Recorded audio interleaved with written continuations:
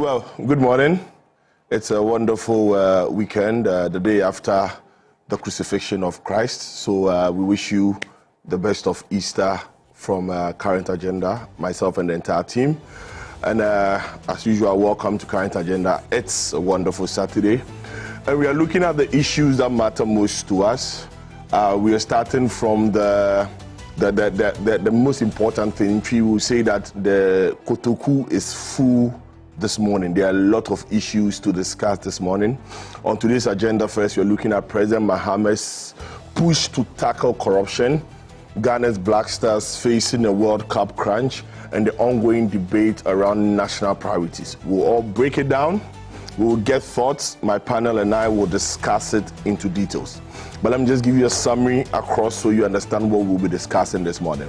So President John Mahama's office is taking steps to address corruption concerns, requesting a detailed report from the Fourth Estate on procurement processes under the Big Push program. Now, this report has been submitted to the presidency, and the Roads Minister has been tasked with responding to allegations on 81 contracts, mainly reportedly sole-sourced. The move has sparked debate. Is the Mahama administration's anti-corruption drive hitting the mark? Still on corruption, the president proposed amendments to the Public Procurement Act aimed to curb sole sourcing, but is legislative change the answer when exceptions are sometimes necessary? We'll discuss that into details. And away from procurement, the government is eyeing fuel tax reviews if global oil prices surge, driven by the US-Israel-Iran, the tensions in Israel and US, if it sparks beyond the normal. This move has sparked hope for relief at the pumps and in transport fares, but will it be delivered? Then the president also reiterated the Ghana's focus is on basic needs. He says that, yes, LGBTQ plus is important, but it's not a priority for us right now. We have basic needs, and so what is not top priority is the LGBTQ issue. So now his comment has sparked a lot of backlash. A lot. Is it a reality check for us to know that it is important, it is topical, but it is not the priority? Or is it a message that has been misfired? Then we'll talk about our World Cup preparation. Have we hit a snag with the sacking of Otuado? Or is it a new journey? Will a new coach bring what we need within the 68 days? Timing is everything. Can the Black Stars bounce back? These are the key issues on the table this morning, and my panel and I will discuss this extensively when we return from our break. But before our break, we'll talk to our sponsor messages. You know, as usual, Bank of Africa sponsors Current Agenda. Bank of Africa says that this month, a new month, April, a month starting with Easter, is a month of remembrance. And so it says that any activity you do, remember Bank of Africa. Remember that it's a bank that has your back. It's a bank that remembers you. It's a bank that stays with you. It's closer as a partner and strong as a group with you. And so in this period, in any activity that you would want to go on Monday, the holiday, if you want to spend time with your family, depend on the Bank of Africa card. You can pick a card, you can go anywhere, make your shopping. You don't have to hold cash within the period. Around this period also, if there's any need to pay fees for your children, Bank of Africa has soft loan programs and soft loan products all around that you can visit and access to make life comfortable for you. It says that it is as close as a partner and it is strong to you also as a group.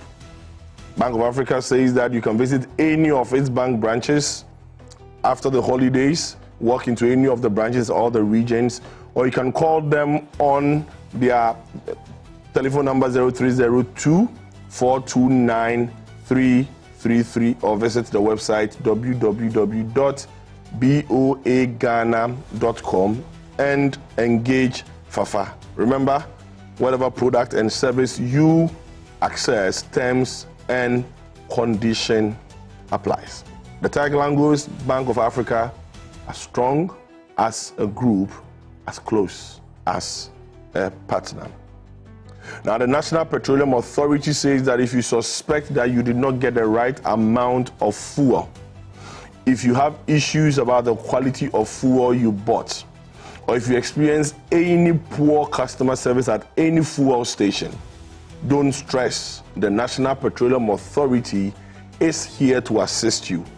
Reach out to them on the call center number 0302 550380, or feel free to walk into their head office, which is located along the Jolu N1 highway, or any of their regional offices to make your complaint, or if you want to make an inquiry, visit any of the offices. Remember that if you experience any of the issues I mentioned above or earlier, at any fuel station, you have up to 48 hours to report it. NPA says that where customer care meets excellence is their hallmark. We'll be right back after this break.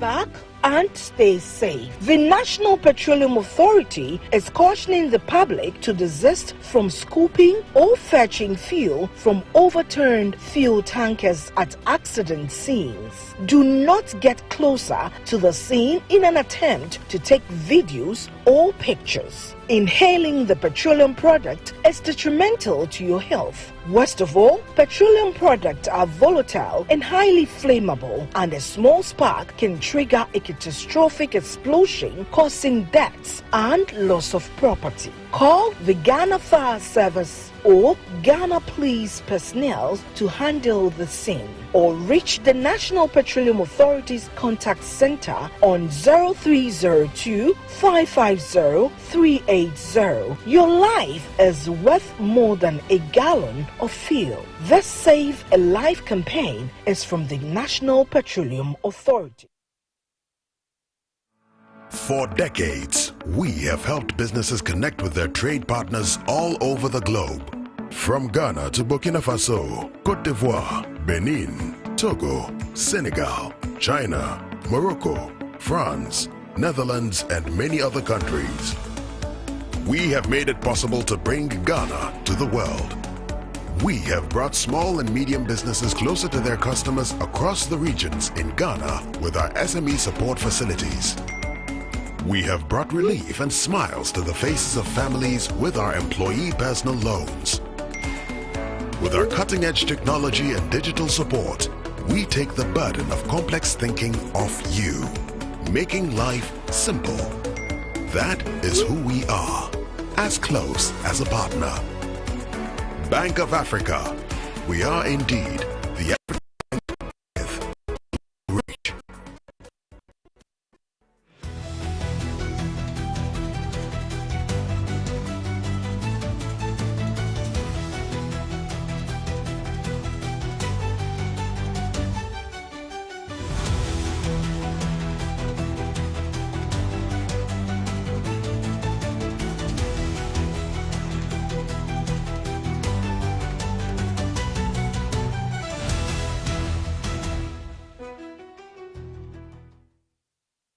Welcome back from the break. This is Current Agenda, your most authoritative news analysis program, your Saturday morning companion. Well, this morning I will start with my reflection as I always do. And today I'm speaking on an issue that happened within the course of the week. I've titled it The Scattered Death Traps, a Systemic Failure. The Scattered Death Traps, a Systemic Failure. Now, the issue of the Accra New Town building collapse is very heartbreaking. For me, it's heartbreaking for two reasons. Because I applied that route a lot, and a part or a section of my family comes from that area. So I know this building a lot. I deal around that area a lot. But it's a heartbreaking reminder of a problem we've ignored for far too long as a people. 3 lives lost. 2 women, 2 mothers, 2 sisters, possibly 2 headmistresses, or possibly 2 high court judges, Supreme Court judges, possibly 2 female presidents in future, or vice president, or ministers, gone, and a man. They've left families behind, and they've left dreams shattered, and the whole community in shock. Why? Because of our negligence as a people. To move beyond the statistics, let's forget about the numbers that you say 3 doesn't mean anything, but let's forget about that one. Numbers, yes, that's the real, but we are talking about real human beings, people with blood running through their veins. 3, gone, just like that. Their dreams shattered, their loved ones left in total confusion and lost as to what will happen. Well, initial reports from the exercise gave an indication of things that we are struggling to appreciate. But let's, like I said earlier, stories, dreams of loved ones gone. When they say it is a compromised structural integrity, all they are saying in plain words is that the building was where it was not supposed to be, or the building got to a stage it was not supposed to get to. Technically, we will call it structural integrity, but basically it means somebody slept on the job. That's the basic truth. Somebody who ought to have inspected the thing from foundation level to whatever level it got to slept on the job and let things happen. We need to place these debts squarely where it's supposed to be. Let's not do politics. Let's not do our usual running around complaining after a week a new topic comes and we move on. A building that should not have been there, a building that was not safe for occupancy, was left. When buildings fail, it's a failure of institutions too. We have laws, we have guidelines, and we have assemblies in place. The assembly for that area is just about 5 minutes walk or drive from this building. So they can't say they never saw it. The assembly for the previous administration, the assembly for this administration, they can't say they didn't see it. But for some reason, all these laws and regulations and assemblies we've put in place seem not to be enough. This strategy or this tragedy demands answers. And we must get answers. Why were regulations not enforced? Why did this happen again? And I'm saying again because it's not the first time a building like that has collapsed. We need to face the uncomfortable truth and force the real change. Some are saying that part of the challenge is the issue of the delay or the long period it takes for you to get building permits. Given, we can accept that as one of the reasons. But if the process of acquiring building permits, how long it is the issue, if the bureaucracy around it is what deters people to push them to go through shortcuts and do a shoddy work, then let's work on the process. Let's make the process more people-friendly, more customer-friendly, more client-friendly, so that people will not take shortcuts. But let's be real. Cutting corners in construction is just like playing with fire. It's a gamble with human lives. And this is not only building constructions, even road constructions, bridge constructions. It's a gamble with human lives. Another worrying trend is the DIY construction. Buildings aren't just bricks and mortar.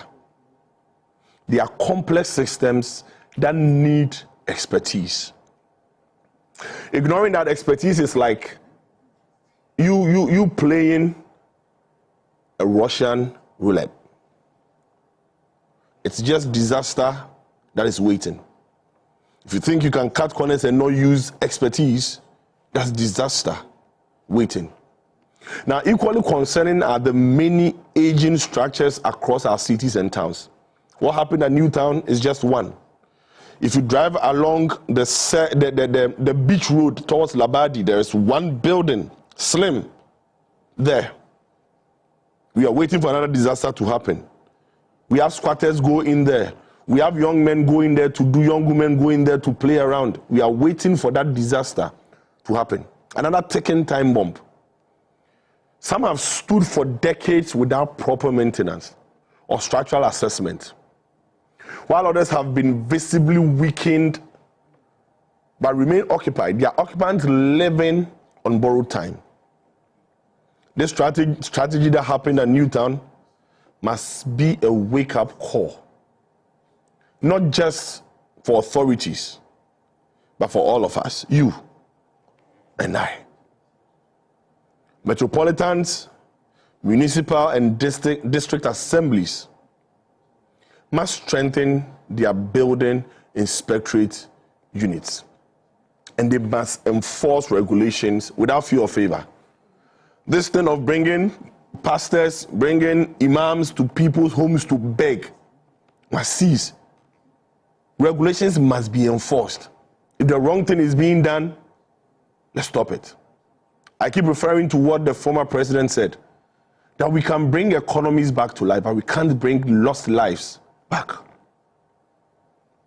Sorry does not bring a life back.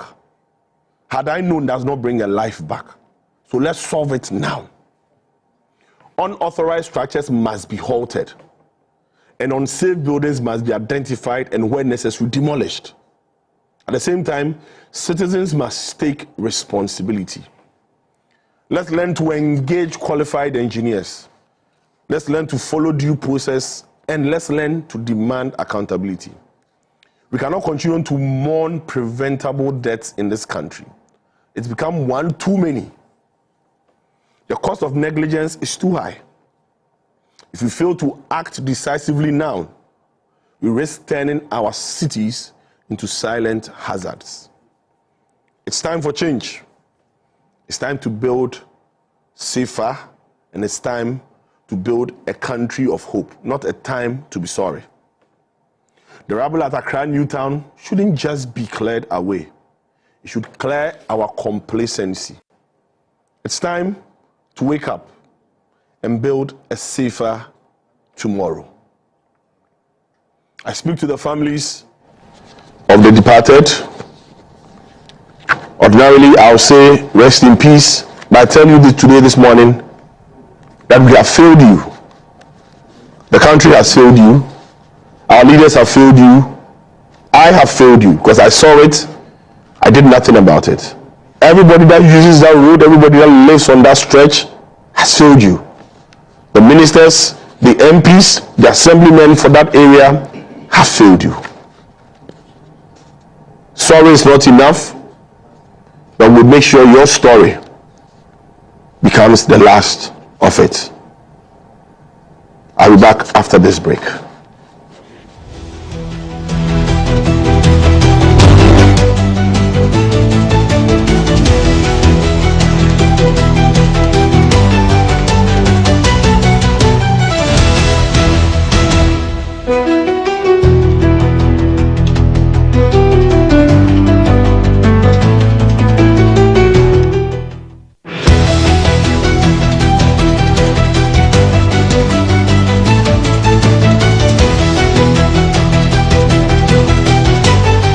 Back and stay safe. The National Petroleum Authority is cautioning the public to desist from scooping or fetching fuel from overturned fuel tankers at accident scenes. Do not get closer to the scene in an attempt to take videos or pictures. Inhaling the petroleum product is detrimental to your health. Worst of all, petroleum products are volatile and highly flammable, and a small spark can trigger a catastrophic explosion, causing deaths and loss of property. Call the Ghana Fire Service or Ghana Police personnel to handle the scene, or reach the National Petroleum Authority's contact center on 0302 550 380. Your life is worth more than a gallon of fuel. This Save a Life campaign is from the National Petroleum Authority.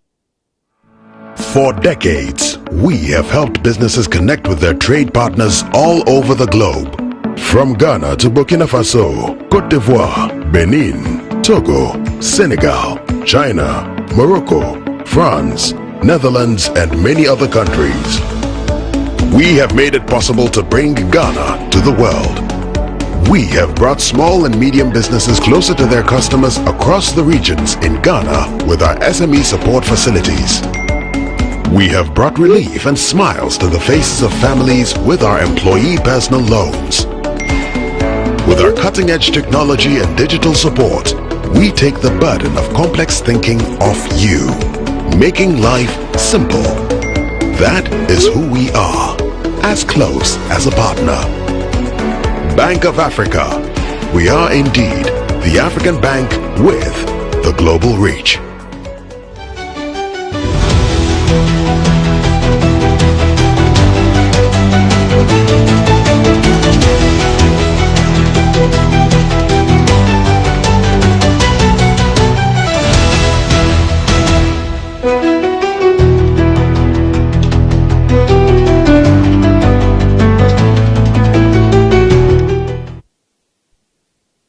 Expose by the Fourth Estate on procurement processes related to the award of contracts under the Big Push program. While sole sourcing is legal under certain circumstances, under our current procurement law, we all agree that open, transparent tenders are always preferable for achieving competitive pricing and value for money. Although we've seen snippets of the investigation from the media, I've instructed my office to obtain the full detailed report from the Fourth Estate and to conduct a study of the various allegations presented in the report. We're also requesting the Ministry of Roads and Highways to present a detailed response to those allegations made therein in order to inform government's action on the matter. Regarding LGBTQ+ issues, it remains a highly emotive and sensitive issue, even in the most advanced liberal democracies.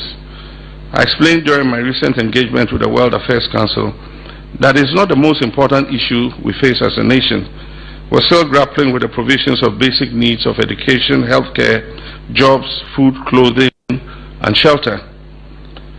Nevertheless, the private members' bill introduced in Parliament has sparked a complex and sensitive national conversation. Our position is guided by our Constitution, respect for human rights and dignity of all persons, and the need to preserve social cohesion.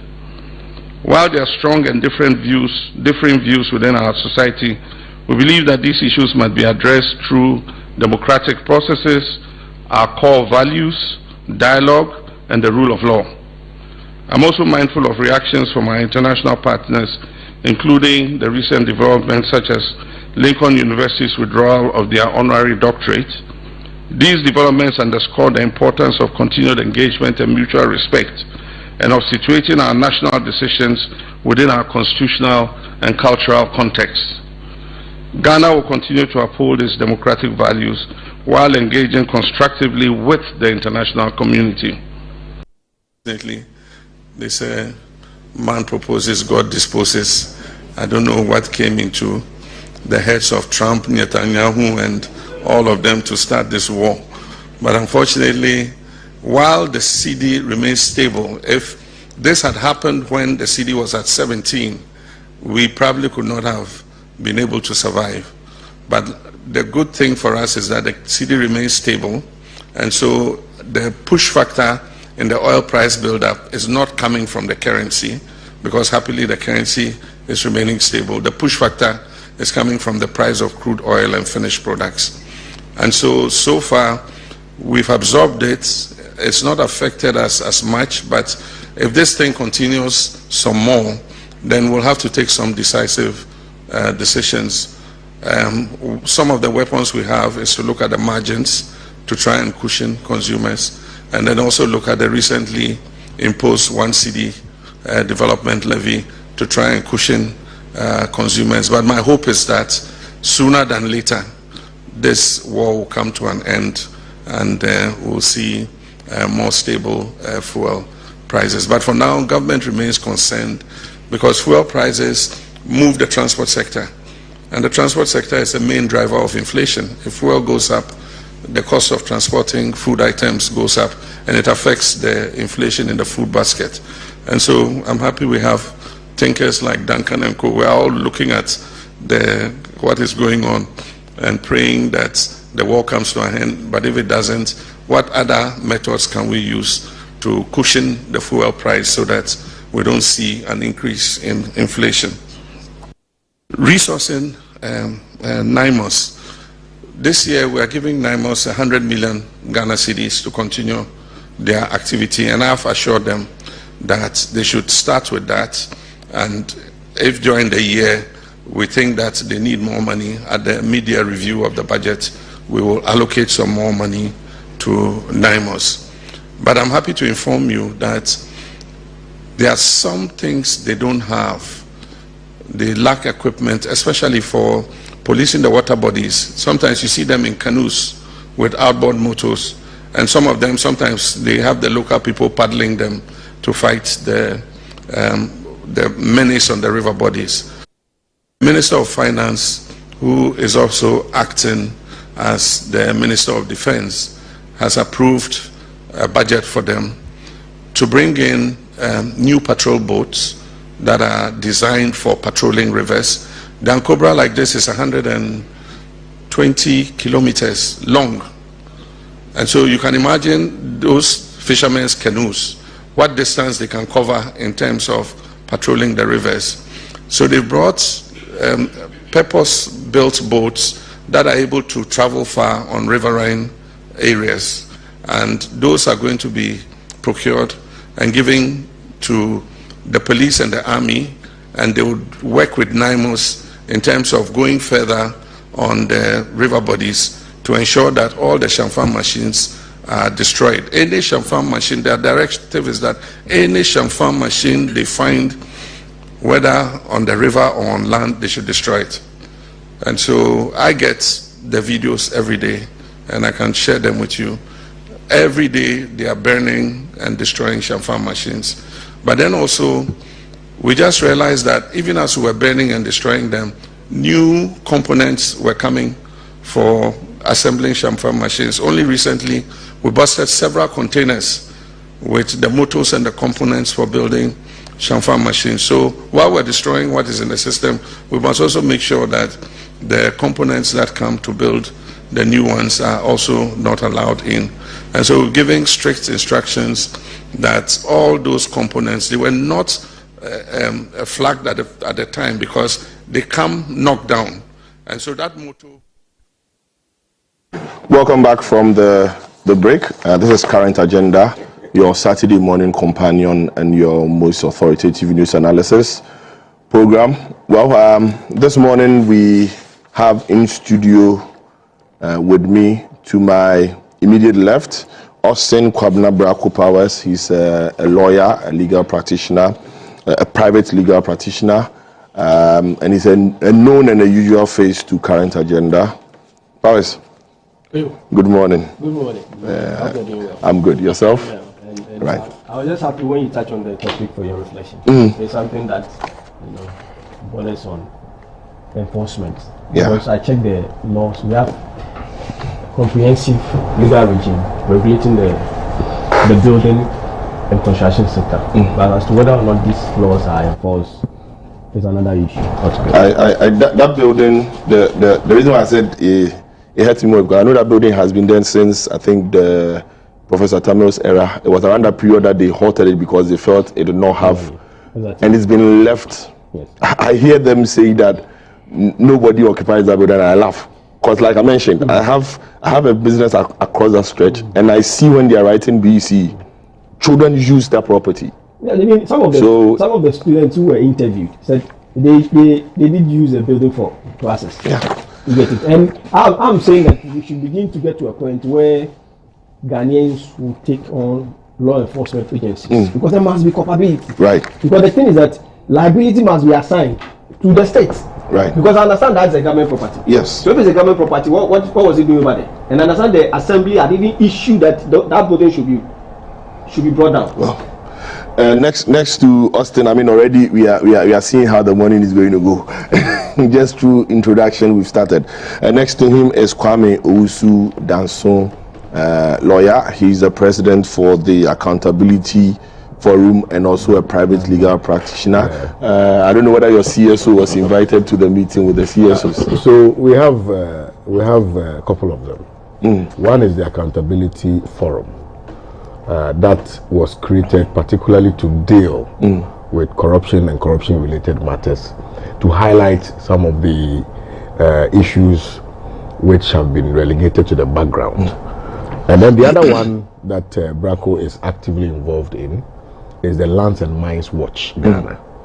And as the name suggests, we are a civil society organization that deals with land-related matters and mining-related matters. So over the week, I believe, my good self represented the organization in Takwa, and at the instance of the minister, we went and looked at the Damang mine, and the minister sought to engage the workers and look at progress in terms of the transition. I must commend highly the Minister for Lands and Natural Resources, because he is following the process. He's making sure that due process is followed. That is going through the transition in accordance with law. And I know that maybe we're going to talk about it. Definitely.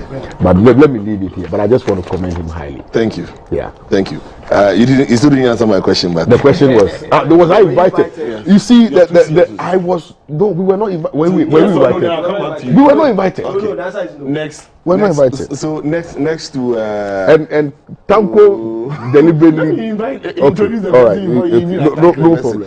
Anyway, and then next to Kwame is Rashid Tanko Computer. He's the CEO for GIFEC and the Deputy Director of Elections for the National Democratic Congress. John, great. Before you even speak, Kwame was hitting you. They failed to invite my CSO. Deliberately so. How are you doing? It's cool. We've been busy researching the country. I mean, it's out there for people to see. Right. They are living testimonies. You don't need a NASA scientist to tell you that things are getting on well in this country. It's there. The evidence there. The CSOs are talking. Everybody is seeing it. Governance is now in tune with our tradition and culture in this country. You can see it. Nobody needs to tell you. You can see the type of governance we went through, and the 8-year regime of MPPs, far, completely. The people are now seeing proper governance. So you can see I'm done in white. Tells you. I thought your white was because Christ will rise tomorrow, man. Your white is for a different reason. I'm sure Christ will rise would have been black. Today same morning. So yes. Right. Thank you. We'll be joined later by Paul Adom Ochre, the host for Good Evening Ghana, and then also later by Enoch Afuakwa, lawyer Enoch Afuakwa, also a member of the NPP legal team. And also we'll be joined later on Zoom when we are discussing the issues of the Black Stars. And so as and when the other guests come in, I will introduce them so we would all see them.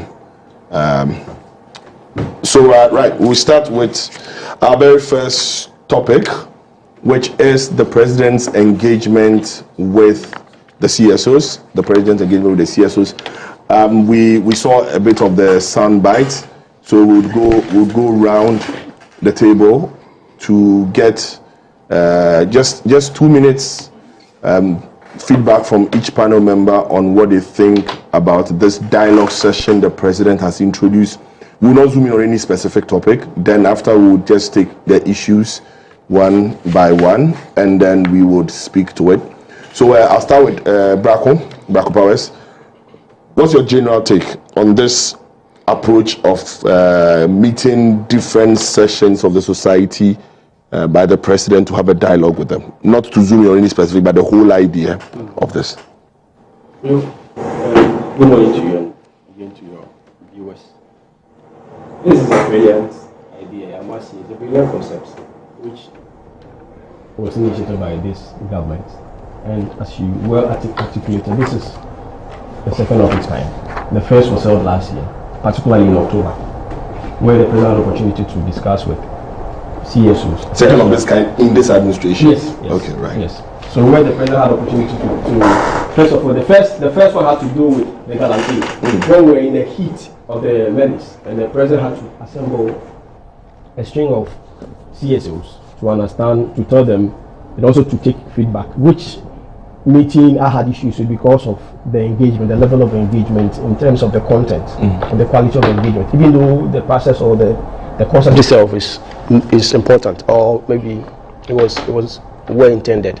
The second one is also, I mean, they had the opportunity to discuss a string of other issues, and personally I feel this is an opportunity for the government to account to the CSOs, particularly because don't forget that the CSOs are also playing an important role in the governance of this country, not only the political aspect but in other areas, and the CSO we are heading with Kwame, the Land and Mine Watch Ghana, is also playing a key role in safeguarding our environment and water bodies.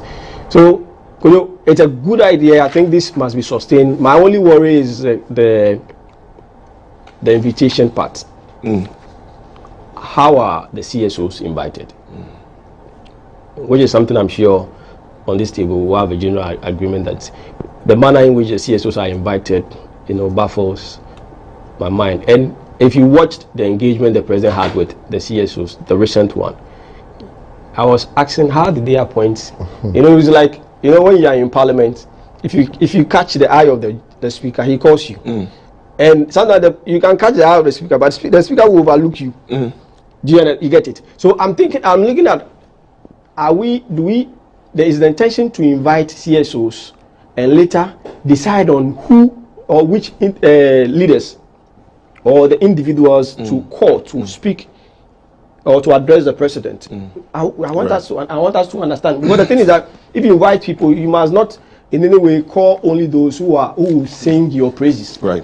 Or people who say things that favor you. But you must also give the opportunity to people you may feel they are anti your government, right? But are very important. They play a key role because they must hold you to the fire, by which reason you'll be able to sit up and do your work. So the concept is good, just that the modus operandi of the entire CSO meeting is what we need to get it right, so that we can get the best out of the meeting. Great. Okay, so before I go to Kwame, let me introduce my other panel member who just joined. So as I mentioned earlier, we have Paul Adom Otre, host Good Evening Ghana, present now.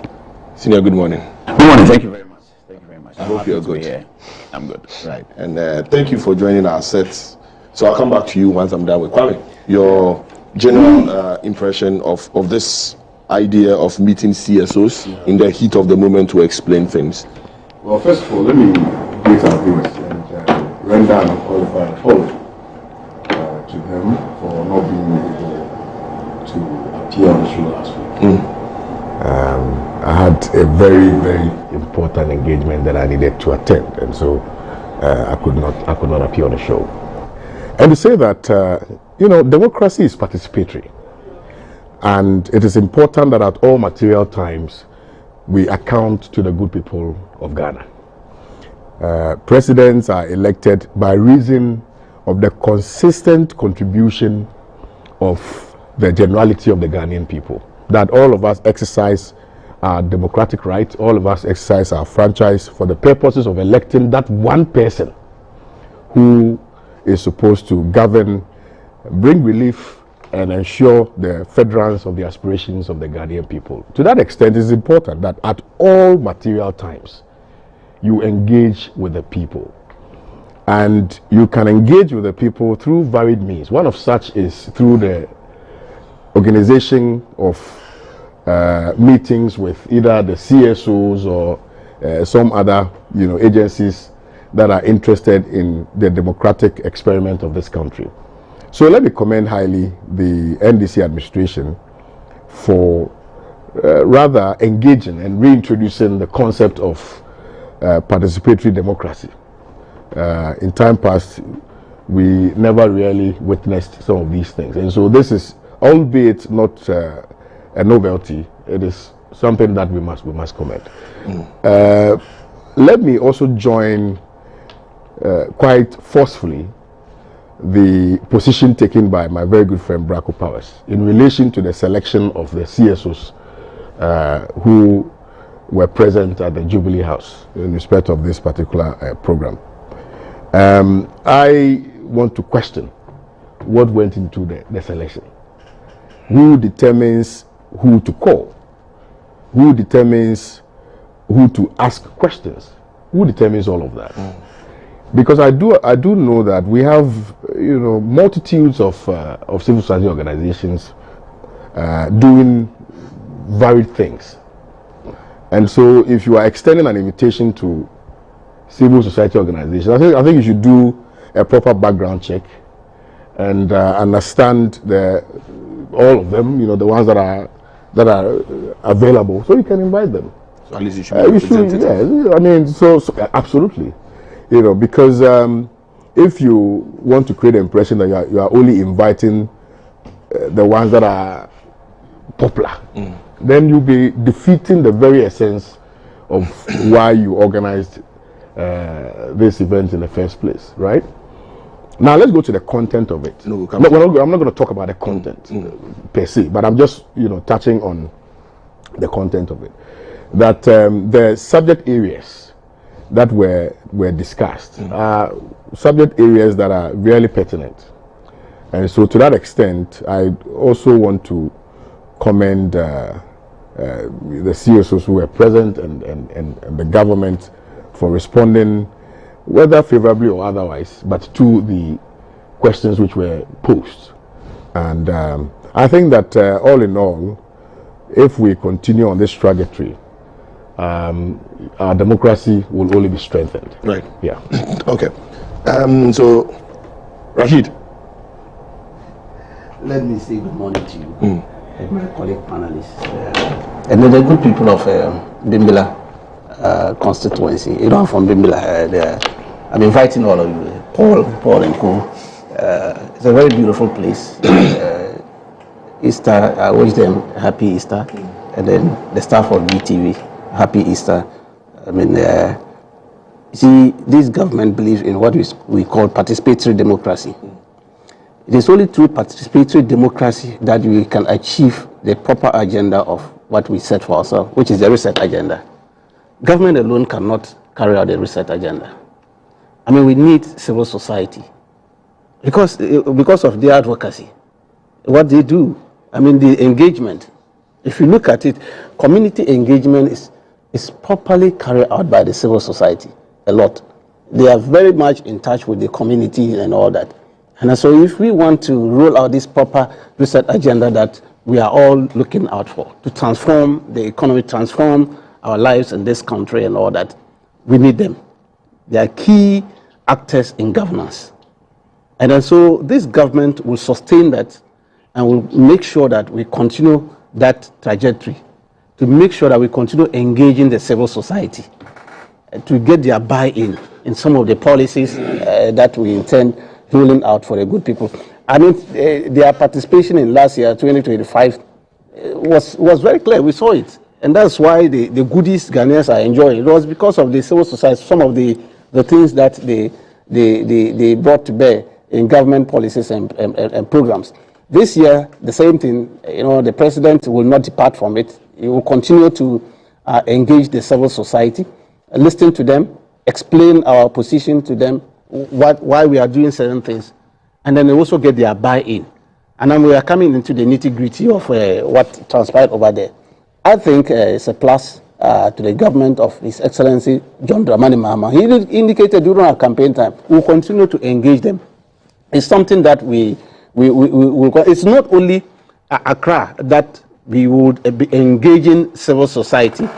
I mean, it's the intention of the presidency to also decentralize that kind of engagement. I mean, he started it this year. He was in Bono region, to meet a cross-section of them chiefs, opinion leaders, and some civil society when he embarked on the Meet the People series. And also, these are things that government will intend to do, and I can assure you there are better days ahead. Right. Okay, thank you very much. Paul, let me take the last take from you, then we come into the content proper. What's your general impression of this engagement with CSOs in seemingly what looks like in the midst of when their controversies come to clarify? Thank you very much. Good morning. Taking a leave from Tanko, I'd like to also greet the people of Ejuso in Ashanti, where I'll be for the rest of the Easter celebrations. And I'm sure they are watching. And I'm sending back a reciprocal request to him, invitation to also visit Ejuso in Ashanti. I think that because of the conversation around the table, it's important for me to put this civil society engagement in historical context. This is certainly not the first time, as I think Kwame alluded. President Kufuor, 20 years ago, used to conduct what they call People's Assembly, where he would travel from region to region and engage the people. I was just reading from the documents, the internet, and this is what it says. Akufo-Addo met civil society organizations on several occasions during his presidency. Says several. One notable meeting was on August 18, 2021, where he discussed the corruption allegations and the partisan nature of some CSO activities. He acknowledged the importance of CSOs in governance, but expressed concerns about their neutrality. My Joy Online. In another meeting on November 4, 2022, Akufo-Addo engaged with CSOs to discuss the country's economic challenges and gather the meeting, though the meeting was held behind closed doors, sparking controversy. Akufo-Addo also inaugurated the Social Partnership Council in 2019, a platform for government, labor, employers to discuss together with civil society. So this is the record. So it's not novel at all. It's a great thing. And if to put it in proper historical perspective, President Mahama is continuing certainly what he already inherited. So that's what I will say about before we get onto the content. As to put it in real historical perspective, this is the account, this is the record. Right. Akufo-Addo did it several times. Right. Thank you for the history. And I think when Bako mentioned it, I indicated that it is the second in this administration, rightly so, because we know there are some that had been done previously. Viewers, we've also been joined by Enoch Afuakwa, lawyer Enoch Afuakwa. He's a member of the NPP legal team. Good morning. Good morning, my brother. Okay, right. I won't give you a take. I'll come back to you later. Very good morning to your august guests on this platform, Dr. Rashid Tanko Computer, my brother-in-law, Kwame Usudanso, and the Venerable Paul Adomochiri. The indefatigable Austin Bracco Powers of Powers and Powers. I'll add the rest. So it's also featuring prominently. Right. Are you also going to greet your constituency? Because certainly once Apostle Paul has done it, let the catechists of the Temple of Justice also do same to the people of Obuasi East. It was Senior Rashida started and Apostle Paul continued. So catechist has done his. Right. So let's go into the details. First is the issue of the report of the Fourth Estate that the president indicated, and I'm starting with you, Powers.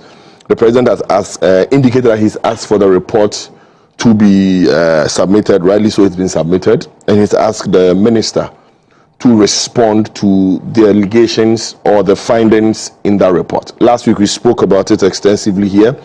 Powers, your point was that you do not see any scandal. You think it was just an issue of a moral issue, technically. But within the week, we've identified and we've gotten to know that there are issues in regards to even the pricing and the cost. Certain projects that ordinarily should cost a certain amount 10 years ago, now it's costing about 3 times the price. So has your position changed, or you still remain the same, that it's not really about scandal, but for you it's just you do me, I do you? The president was magnanimous, I must say, for touching on that issue, and you were intimated that it was in response to a question. I have said that this is not a scandal, and the president shouldn't have waded into the conversation, because there isn't a standardized pricing for the construction of 1 kilometer road or 30 kilometer road or 50 kilometer road. What I see the Fourth Estate report say is to invite us to subjectively conclude that there have been wrongdoing, and it's an invitation I refuse to submit myself to, because I have read the report, and last week I said that I read the report, and the report is in 3 formats. The first of the report just dumped the information they got from the ministry. In other words, the report only reproduced the companies that had been contracted or that were given contract based on sole sourcing. Then they proceeded to redact or repeat commentaries by the National Democratic Congress, currently governing National Democratic Congress, when they were in opposition. Some leading figures, the comments they made while in opposition, that sole sourcing was evil, sole sourcing will be a thing of the past. Those are public commentaries they made. Then they proceeded to interview some anti-graft agents or campaigners and took their comments on the issue of sole sourcing. They didn't, in any of their reports, show that in awarding these contracts under sole sourcing, the state was shortchanged, or the public purse was abused. If you tell me that last 2 years or last 8 years, a kilometer road or a kilometer of road was constructed at the cost of, let's say, $10 million, but today the same kilometer is being constructed at the cost of, let's say, $50 million. What they're saying is that now it's not even being constructed, it's being resurfaced. But the thing is that they have to find out what resurfacing indeed, when those contractors are talking about resurfacing, what are they talking about? What the components? What are the components of resurfacing? Because I'm hearing that sometimes it even takes more than what we may perceive to be. So, the Fourth Estate has not proven to me that they discovered any underhand or financial misappropriation or anything that would want Ghanaians to conclude that this is a scandal. We have said here that the Public Procurement Act allows sole sourcing under Section 40 under some conditions, urgency, necessity, and where it is practically impossible to go through the competitive tendering process, and where the company that has been single-handedly picked is the only company that has right to the goods or the services. So my position on this matter hasn't changed. And don't forget, when we had the benefit of getting one of the reporter from the Fourth Estate here, he was not able to prove to us that indeed there were some underhand dealings, the basis of which we should subjectively conclude that by awarding this contract under sole sourcing, there had been some misappropriation, financial misappropriation, or the state had been shortchanged. As we speak, as of today, I've still not had any document to that effect. I asked them, produce any evidence, because I cannot be wading into moral argument. That is the province of the politicians. I want to see the evidence. Where are the documents? The documents that conclude that indeed the minister, in awarding this contract through sole sourcing, shortchanged the state, or the state is not going to benefit from this contract. When we're able to do the conversation, when they're able to show me these documents, then I can conclude. But without more, and based on what they have done or reported so far, I cannot conclude. And I'm saying that the president was charitable. In fact, when I heard the president say that he has instituted investigation into the matter, I was surprised, because these are matters the president should not have waded into. You think? Because issues about morality, and don't forget, when the Fourth Estate reporter was I mean, when we had him in the studio, I asked him if he has any evidence. And to tell me that there's a company where there's only one employee. The others, there's another one to 2 employees. The others, 4 employees. This should not be the argument. So if they have 1 employee, what does it mean? Don't forget that there are companies that are not paying their Senate contribution, and they took their reports. Don't forget they took their conclusion from their findings from from Senate, and there are companies. Sometimes you go to court, Senate prosecutors will come and prosecute companies for having maybe 20 staff, but they'll be paying just the contribution of only 2 staff or 2 employees. So these are matters. I'm expecting them to have done a good work, because we have been in the field. I've been in the field. So when you see a good work, you must see it. But don't invite me to subjectively conclude that because this government had made commentaries in the past and that they are doing that, I should conclude that what they did is wrong. I can't do that. This is something I will not want to do. Right. Thank you. Rashid, when your party was in opposition, you saw everything wrong with sole sourcing. Admittedly, you mounted platforms and condemned him and promised that in your administration, sole sourcing will be a thing of the past. The president, in his address, State of the Nation address, emphasized the fact that he's going to ban sole sourcing with just a little bit of exception being given. Now, to hear that 81 contracts under Big Push was sole sourced, is this not you just telling the people what they needed to hear so you can win power, only to come back to do the same thing? Well, let me put this one and correct it appropriately. NDC never said we're coming to ban sole sourcing. We never stated anywhere. I was part and parcel in the first two. We'll play the video. Oh no, you play. Nobody said. Video from the president. Nobody stated that it was coming to banning. You are talking of a legal issue, and the lawyers are here. They will tell you. I mean, before, if you talk of amendment, fine. But we are looking at the abuse of sole sourcing. We critique it, and we realize that, in fact, almost 100% of all projects under Nana Akufo-Addo, especially the road ministry, were sole source. The abuse, it was flagrant abuse of the process. That was our problem. And we didn't mince words in attacking that and saying that when we come, we will make sure that there is value for money of everything. Are you not surprised we have been able to pass the value for money bill into law? The president mentioned it, that we're establishing that office. I have a question for you later on that one. Why you have this office and you still want to do an amendment to the procurement? Oh, that's why I'm saying that. Yes, I mean to be in line. I mean that's why I'll defer to lawyers here. To you later. My brother is here. He knows these things.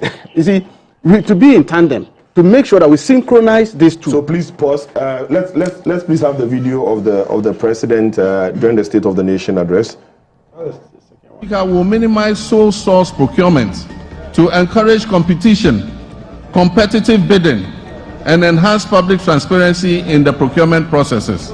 Single source procurement must be the rare exception rather than the norm. We must also subject government projects above a certain threshold to value for money audits. But that is government bleeding, everybody cutting their pound of flesh. That must stop. Mr. Speaker, we are bringing legislation to this House to tighten our procurement processes by banning sole source contracts, except in exceptional circumstances. And let it be known, the era of the sole source contract is dead. The value for money office bill is our sword against waste. While the government appointees warning, Mamunko Yebi. Ono also say abine de ni boshe so sourcing there o mejai. New angle bi aba MPP for the bomb by no chrono ye pa. E ade a your friend sole source. Cocoa Road Projects company nkwenye ba ko mienu. Right. So I think I think the videos you showed are the videos. These are the videos after the presidency. We'll get the video during the campaign period when he said that when they come they would ban, and then we'll show that one. But Rashid, go on. Saying that what you have played has vindicated the position of the president and the NDC government. We are very clear in our mind. We are very clear in our mind whatever we are doing. You see, our opponents, they are not comfortable with the style of governance we are churning out. Because to be in government for over 1 year without even a single scandal is unprecedented since 92. I've been in this process since 92. And I've seen it all. I've seen without a single scandal. Single scandal that they can hold on. In this administration, everywhere they are praising the government, civil society, religious bodies, traditional authorities, they are so happy. The ordinary Ghanaian is so happy with the governance structure of His Excellency John Dramani Mahama. So our opponents are fishing. They go to Sahara Desert and they are fishing. And so they hold on to every single thing that they get. They will latch on it, do press conferences upon press conferences, and come. This thing that they are talking of, compare that one to the way they were churning out projects upon projects under the Ministry of Rules. And then you will see that they have no moral justification to be talking about these issues at all, completely. And I was surprised when these issues, look, we must thank God that we have a president like His Excellency John Dramani Mahama, who will listen to the media, he will listen to civil society, you bring out an issue, he will make sure that it's investigated to the letter. And that is why you call on the Fourth Estate to bring their report, for it to be looked at and see where the gray areas are. If there are issues in it, the government will deal with it. This government is not going to see that. That's why I remember when we were appointed and called it at the Flagstaff House, he was very blunt. Very, very blunt. Any agency, department, or this ministry where a scandal is established, he is not going to mince words in dismissing such a person and hand you over to the investigative bodies. He didn't mince words. That's why it came out with this public conduct and everything, the document they produced, code of conduct, the code of conduct document, and make sure that every appointee you have one.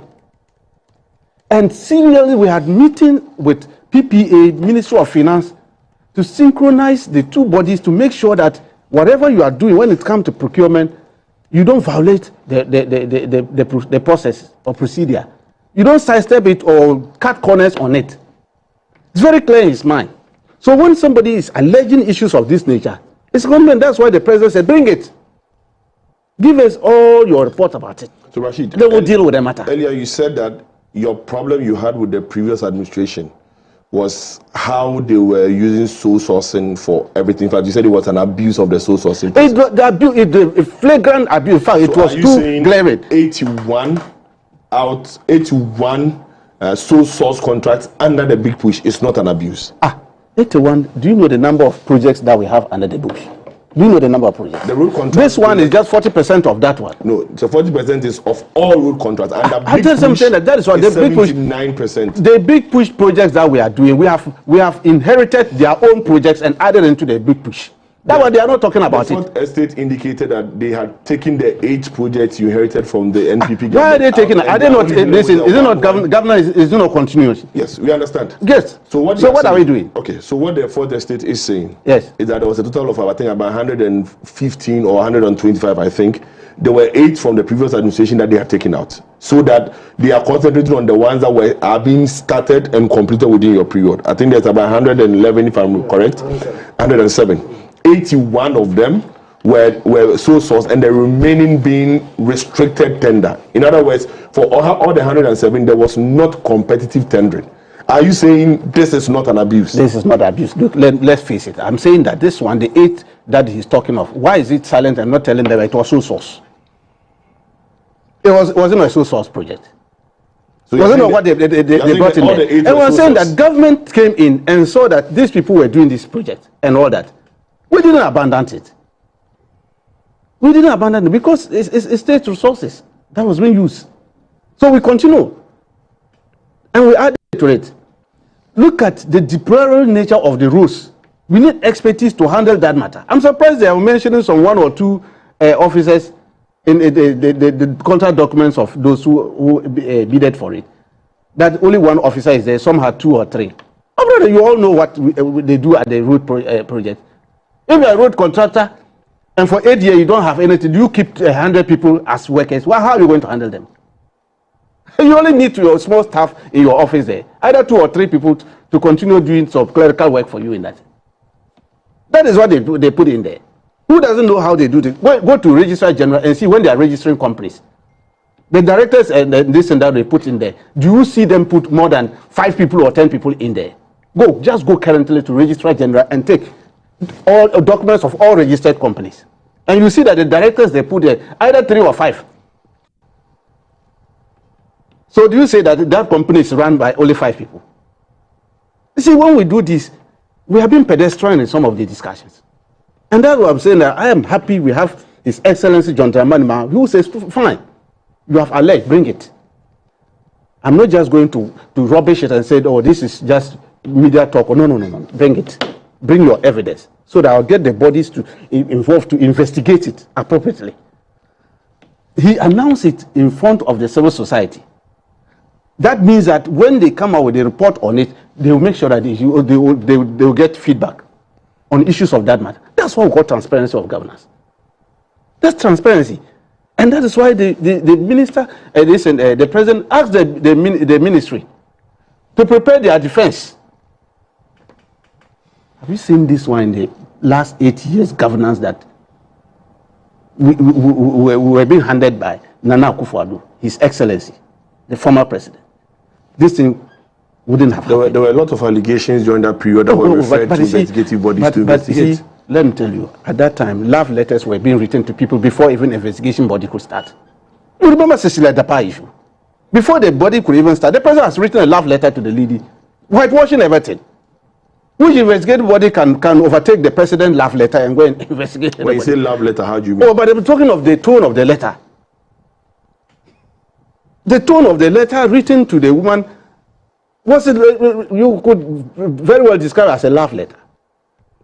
Because you are asking somebody to be investigated, and yet you are saying that you know that the person is very clean, and you know the person will come out clean without any problem. What was that? She did come out clean without any problem. When did she come out? Do you know the matter is still being under this thing? It's still in court. Which court? Oh, you don't know that. Their matter is still in court. You are the one saying it's still in court. Oh, it's still in court. That one is there. Some are even in Sawam coming, those people who were arrested, the young ladies in the house.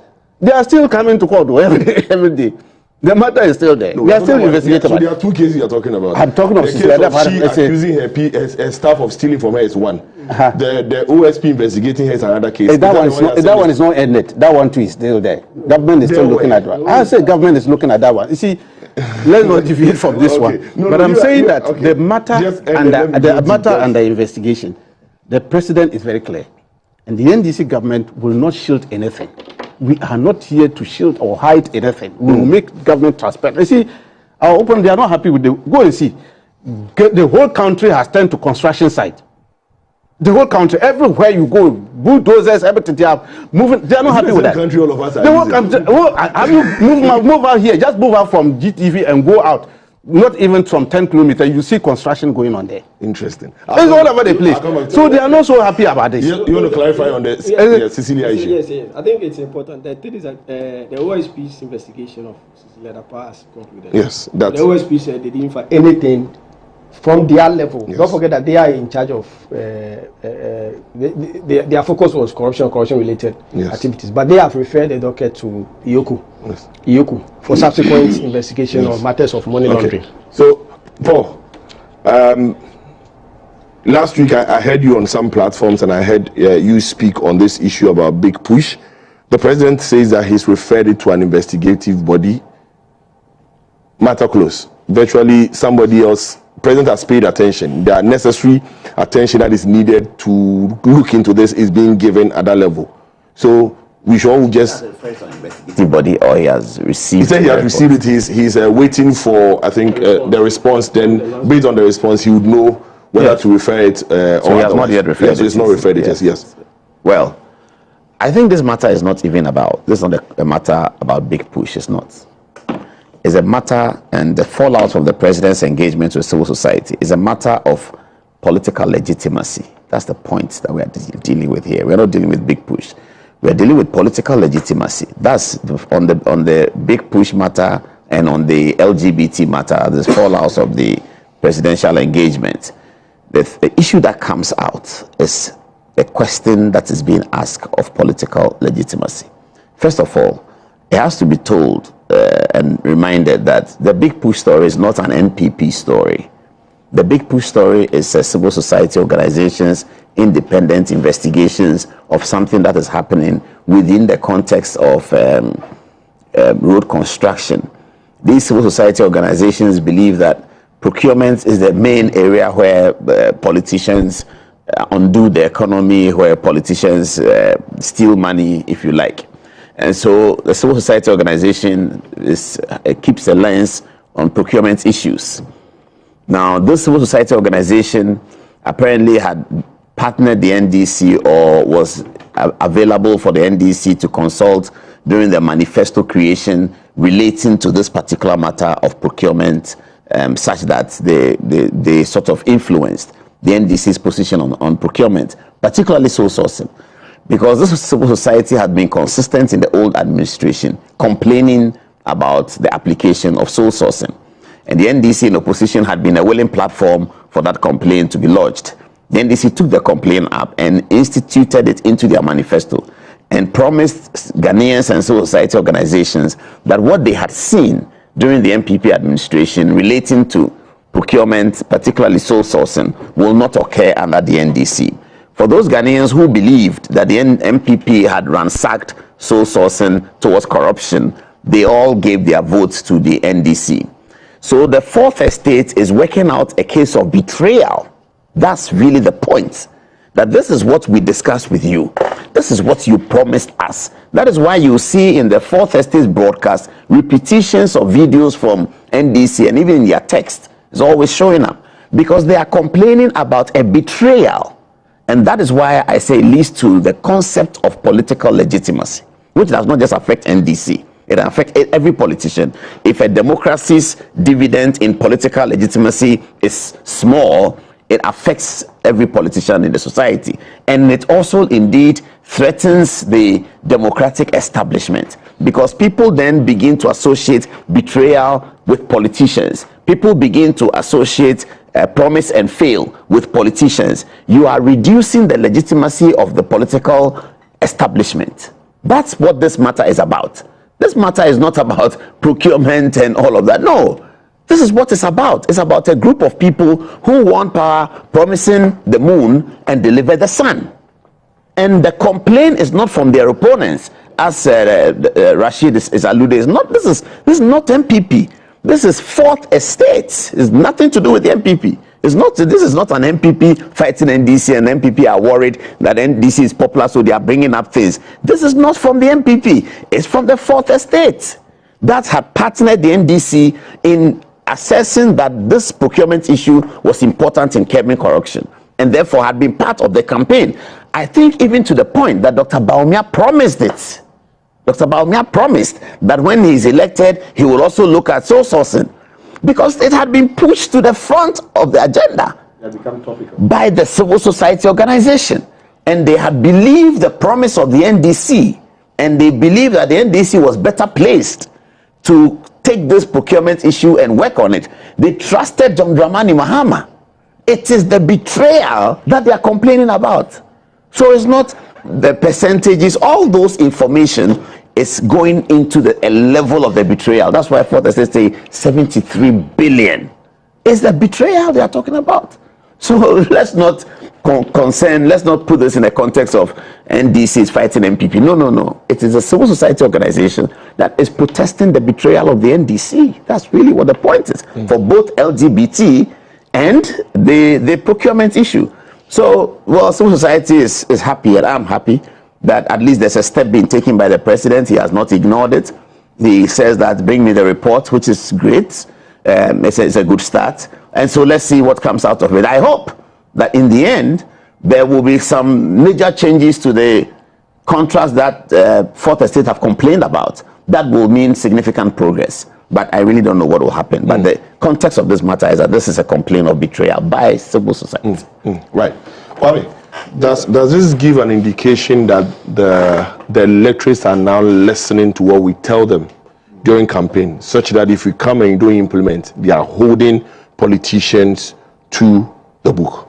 Rightly so, but it is important to place this argument in its proper context.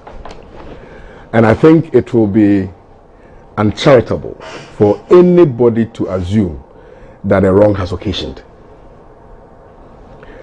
You see, in evidence, there's something that we always say, that multitudes of suspicions does not lead to any evidence or that a crime has occasioned. When you suspect that, I suspect that this has happened, I suspect that this may happen, it's no evidence to support anybody's argument anywhere in the world. All right? So it's important. Paul advances argument in relation to political legitimacy and narrows it down to the issue of betrayal. And it comes back to the same argument we had on this platform 3 weeks ago, when you had a member of the committee advance argument relative to morality. Is it a question of morality or is it a question of law? So now we need to balance the equation. What is the dichotomy here? Is morality and law. What is illegal or unlawful about soul sourcing? What is it? I want somebody to come and tell me that soul sourcing is unlawful, that soul sourcing is illegal. If you are talking about the issue of transparency, if you are talking about the issue of fairness in the process, if you are talking about the issue of accountability, yes, there may be some very potent arguments therein.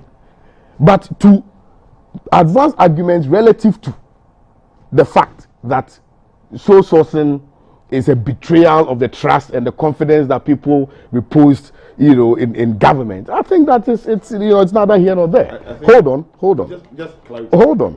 You see, the argument is about what? The argument is about the and certain people told Ghanaians that do this. These people are doing A. When we come, we would make sure that A is a thing of the past, because A is wrong. A is a show of bad faith, and that people come and the same A they bastardize, they are doing A the same way the former people were doing. I think that's what Paul means by betrayal. No. I understand what betrayal is, and in this context, I clearly understand what betrayal is. The point I'm making is that why was there a need for Ghanaians to call for investigation into soul sourcing activities in the previous administration? Why was it used? If it was not a subject matter that Ghanaians had interest in at the time, why would Ghanaians, at the time, found it important to raise concerns or questions about soul sourcing?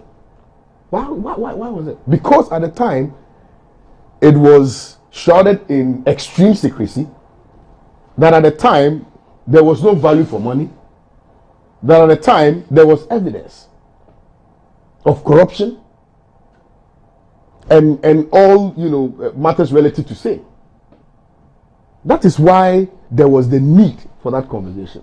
As we speak today, can anybody tell me that the contracts which were awarded where there are issues with pricing? Because even the contracts, the project has not even started. So on what basis are we drawing conclusions? Now, it is important to make this point, that one of the reasons why any government will go for soul sourcing is that which is clearly spelled in section 41 of the PPA Act. And it speaks to urgency. As we speak today, 23% of our roads, the maintainable roads, we only have 23% of maintainable roads in Ghana. Is there an urgent need for us to construct more roads? Yes! Failure to do that would mean that we are not, helping achieve or realize the Ghanaian dream. That you do know that even with the deplorable, state of our roads, that's a national security crisis. So yes, there's an urgent need for us to construct roads. That people are dying on our roads every single day. Now, if you go through the competitive tendering process, okay, you are looking at between 6 to a year before that process can even go through, beyond all the other bottlenecks that there exist within that process. I'm not saying that we should not go through that process, but the law does not frown on sole sourcing in the event that you can establish that there's urgency in relation to specific projects which ought to be embarked upon by government. So what are we talking about here? Are we talking about morality? Are we talking about law? Or what is it that we are equalizing? Equalization is what's to play out in this scenario. What are we talking about? Listen, the good people of this country went to the polls. They went and voted for a president. The president was voted for by reason of the promise that he made to the good people of Ghana in their manifesto. Now, what we need to do is to support the president realize those objectives. That's the most important thing we need to do. I can understand that as a minority, your role will be to criticize. Your role will be to question, to cast doubt. But you must do so sensibly. You must do so reasonably.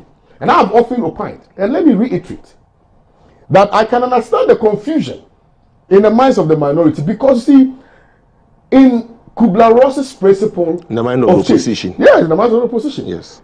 In Kubler-Ross's principle of change, when people are introduced to change, or that when somebody loses something, they go through 5 stages. 5 stages. The first one is denial. The second one is anger. The third one is bargaining. All right? Then they come to acceptance. You understand what I'm saying? So where the MPP is now, they are in a stage of anger. Hold on. Coming to this? Listen, the fourth estate's investigation, what does it reveal? Does it reveal any corruption? The fourth estate. I've asked you a question. Yes, does it reveal any corruption? No. Does it reveal that a wrong has occasioned? Does it reveal that a wrong has occasioned? Not necessarily. Exactly. But the question or the issue or the matter before us is whether or not comparatively sole sourcing previously, right, gave Ghanaians a lot more, that the previous administration's exercise of its sole sourcing, power under the law was done in the interest of the good people of Ghana, devoid of any corruption or corruption-related matters. So if you put parity with then and now, what are you seeing? What is in the middle? What is in the middle is that at the end of the day, in the final analysis, when questions were raised by the fourth estate in relation to this particular contract, the minister found it expedient to appear in parliament to come and answer to some of the issues that were raised by the fourth estate. Is that not the case? So what is it? So what are we talking about? Right. I'll come back to you. Paul wants to make a good. I'll come to Enoch. Yeah, I just wanted to make the point which you made. This issue is not an MPP issue. It is strictly civil society who have made a publication. Now, if Fourth Estate didn't think that there was corruption, they won't make the publication. So really, what's the point you're making? Well, you can criticize the Fourth Estate. That is fair. I mean, what is corruption? No. What is corruption? You can criticize the Fourth Estate. That's not my matter. No, but you are giving For me, I say wait till concern Musa. Wait till concern Musa because it is you and the Fourth Estate who generated the agenda, and the Fourth Estate is complaining that you have betrayed them. But the opposition waded into it. No, but the minority held a press conference. So clearly, the minority should necessarily hold a press conference because the minority will be alarmed. It is the alarm that will cause the responsibility of the minority to hold a press conference. The minority heard that civil society say that NDC has awarded 73 billion That's alarming. So the minorities press conference is in response to their responsibility. They are not the originators. That's where the problem is. It's not an originating motion. They are not originators. That's where the problem is. The point. Whether it's unlawful or not, you tell the civil society. Don't tell me. You don't have to tell me. Tell the civil society that is unlawful. It's not me, me MPP. You don't have to tell me. Tell the civil society. It is them that you have hurt. It is them that you have betrayed. No, at all, completely. So, MPP, this whole issue, like Paul said, I'll use his phrase. What thing concern you, Musa, in all of this? Why are you? It's not as if you didn't do so. You did, and the same thing is happening now. So, what is your issue in all of this? Yeah. So, let me first of all use your platform to extend a happy Easter celebration to the good people of this country from His Excellency Dr. Alhaji Mahmoud Bawumia, the incoming President of the Republic of Ghana, come January 7th, 2029. It's too early. What is early? I just woke up. Are you still sleeping? We are awake. And to extend my felicitations to the good people of Obuasi East constituency. I thought you've done that already. Oh no, that one was just a... Let's move on. Your time is going. I was a catechist in the Temple of Justice, so I needed to do same. Kojo, it is unconscionable to say that a flagrant abuse of Section 41 of Act 663 does not constitute corruption. Flagrant abuse of Section 41 of the Public Procurement Act of the Republic of Ghana does not constitute corruption. If you really want to understand same, President Mahama in opposition in February 2024, when he addressed the people of this country, emphasized strongly that sole source procurement has led to the loss of billions of Ghana cedis without value for money. In fact, married the said process in accordance with Section 2 of Act 663. You see, when you are going through the Public Procurement Act, and you don't look at the object of the act, the object of the authority, the memorandum accompanying the bill before Parliament, before the passage of the bill into law, then you will not be doing justice to the said issues on the table. What is the object under Section 2 of the Public Procurement Act? And what was the intention of the framers of the Constitution, of the Act, the draftman? Why Parliament?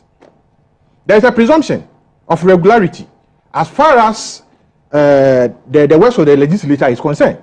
There's a presumption of regularity that Parliament does not make mistake. They have passed the law until the Supreme Court says so. It is a regular law that needs to be followed. And what is Section 2 of this Act?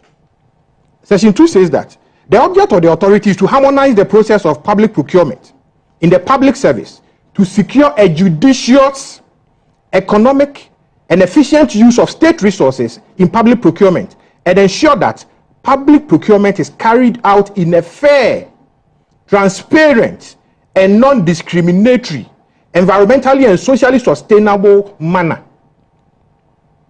This is the entire object of the law. Judicious.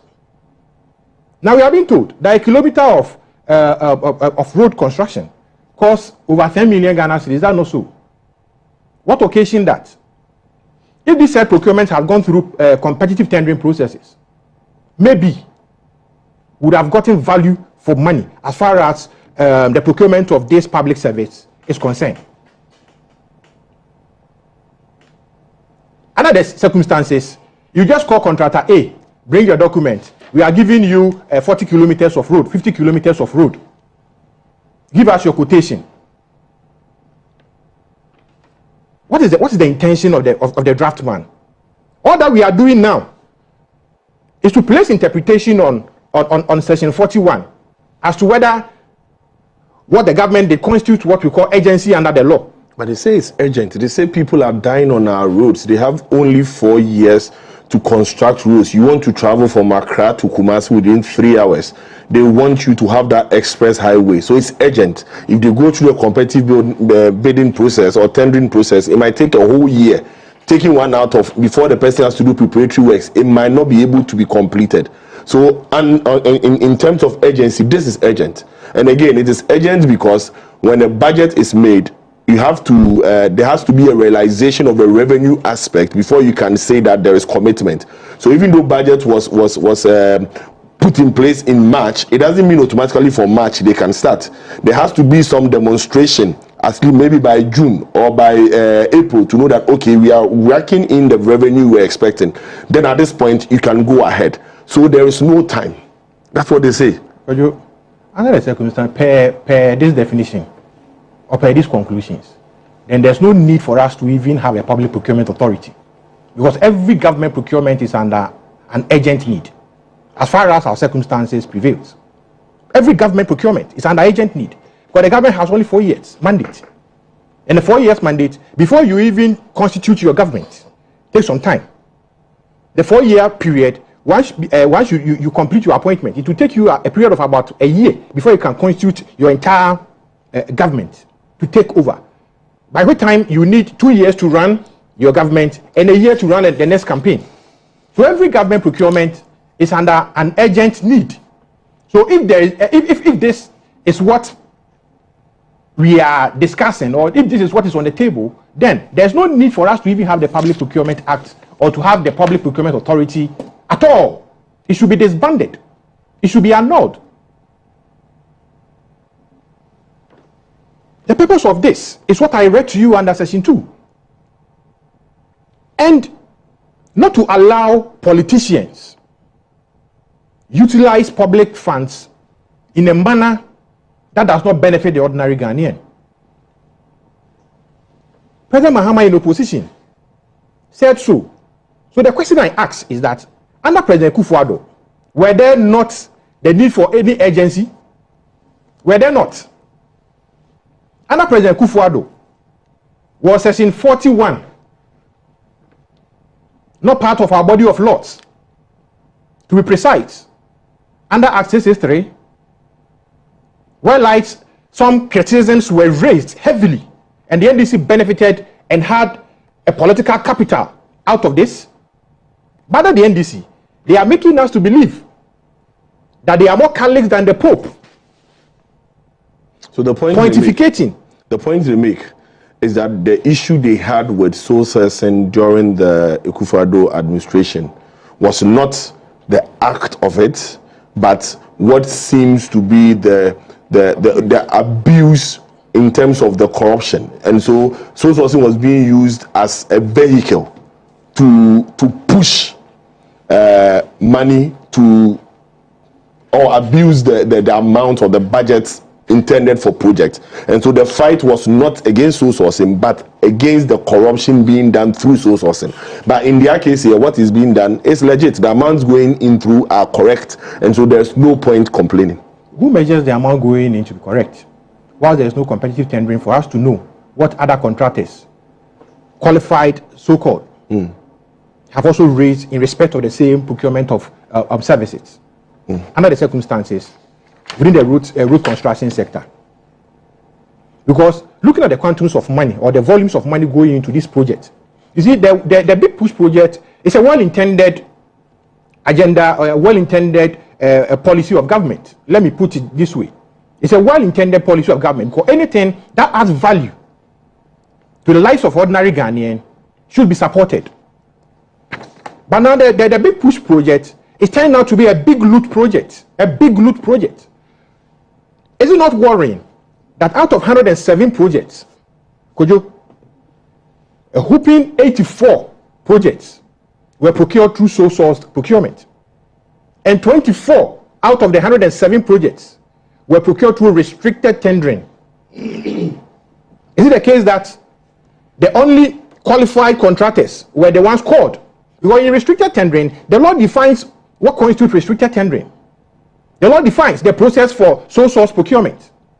And the agency that they are giving us is that because the president is in a hurry, it's an urgent need for them to use Section 41 and Section 41 of Act 663. It is a big loot. It is scandalous. It needs to be investigated. It needs to be looked through. It is only people who are direct beneficiaries or who intend to benefit from this loot that will support this glorious, glaring corruption entity put together to milk the meager resources of the Republic of Ghana. It is a worrying trend. President Mahama in February 2024 stated clearly that the Akufo-Addo administration is engaging in corrupt practices using sole source procurement, and even singled out one contractor where he stated that the person through sole sourcing has benefited over 20 million Ghana cedis in profit. I don't know the actuarial scientist who aided the president in constituting, putting together what made, how the person made those profits out of the services rendered to the state. And I am being told on this platform, quoting a popular principle or a popular statement in evidence law, that multitude of suspicions does not constitute evidence. Once you marry Section 2 and Section 41 of Access 3, these are not multitude of suspicions. These are glaring facts grounded in law for you to look through and say that this amounts to corruption. Then we need an interpretation of what constitutes agency in law for us to believe whether or not the court will agree with us that a mere construction of road, not a broken road, not a broken bridge, not under a pandemic situation, not under any act of God, constitutes agency in law. Once a court makes such a determination in our jurisprudence, that will lead to the abandonment of the Access History, because there will be no need for us to continue to use the Public Procurement Act and the Public Procurement Authority in its form. Certainly it must go. The authority has been erased to a non-entity by the flaring disregard and disabuse of the tenets of the Public Procurement Act as it exists currently. So it is scandalous, and we applaud the fourth estate for bringing out this scandal for all of us to tease our minds on what is going on. And Dr. Rashid Tanku, I know currently he's heading towards associate professor level because of his. I'm Oh, you are not pursuing academics anymore. No, he should be, because he's a brilliant chap, and I know he's heading to an associate professor. I want to join you. So you see, he said in 1 year there has not been any scandal. Have you not heard of the Atlas, the alleged Atlas scandal, where Ecoyasifo has petitioned Shraj to investigate the deputy chief executive of Cocoa Board on a conflict of interest situation, where he's a deputy CEO and his company Atlas is also benefiting directly from Cocoa Board and a whole lot of stuff?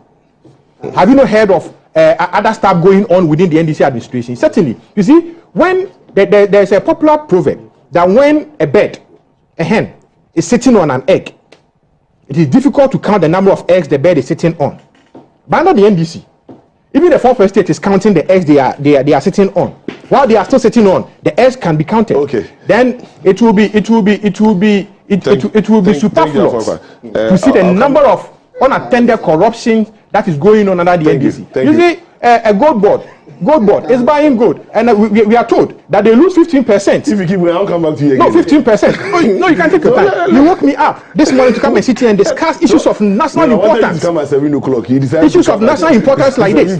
How can we buy gold and lose 15% in revenue? I'll come to you on that one. And now, a party, a party established on the probity, accountability, and social justice, now dominating the Parliament of Ghana, is running away from their own shadows of accountability as far as the issues of losses within Gold Board and the Bank of Ghana is concerned. It is a worrying trend and a worrying situation. Thank you very much. It is an unintelligible position to take when you advance arguments that a mere construction of road should not amount to agency.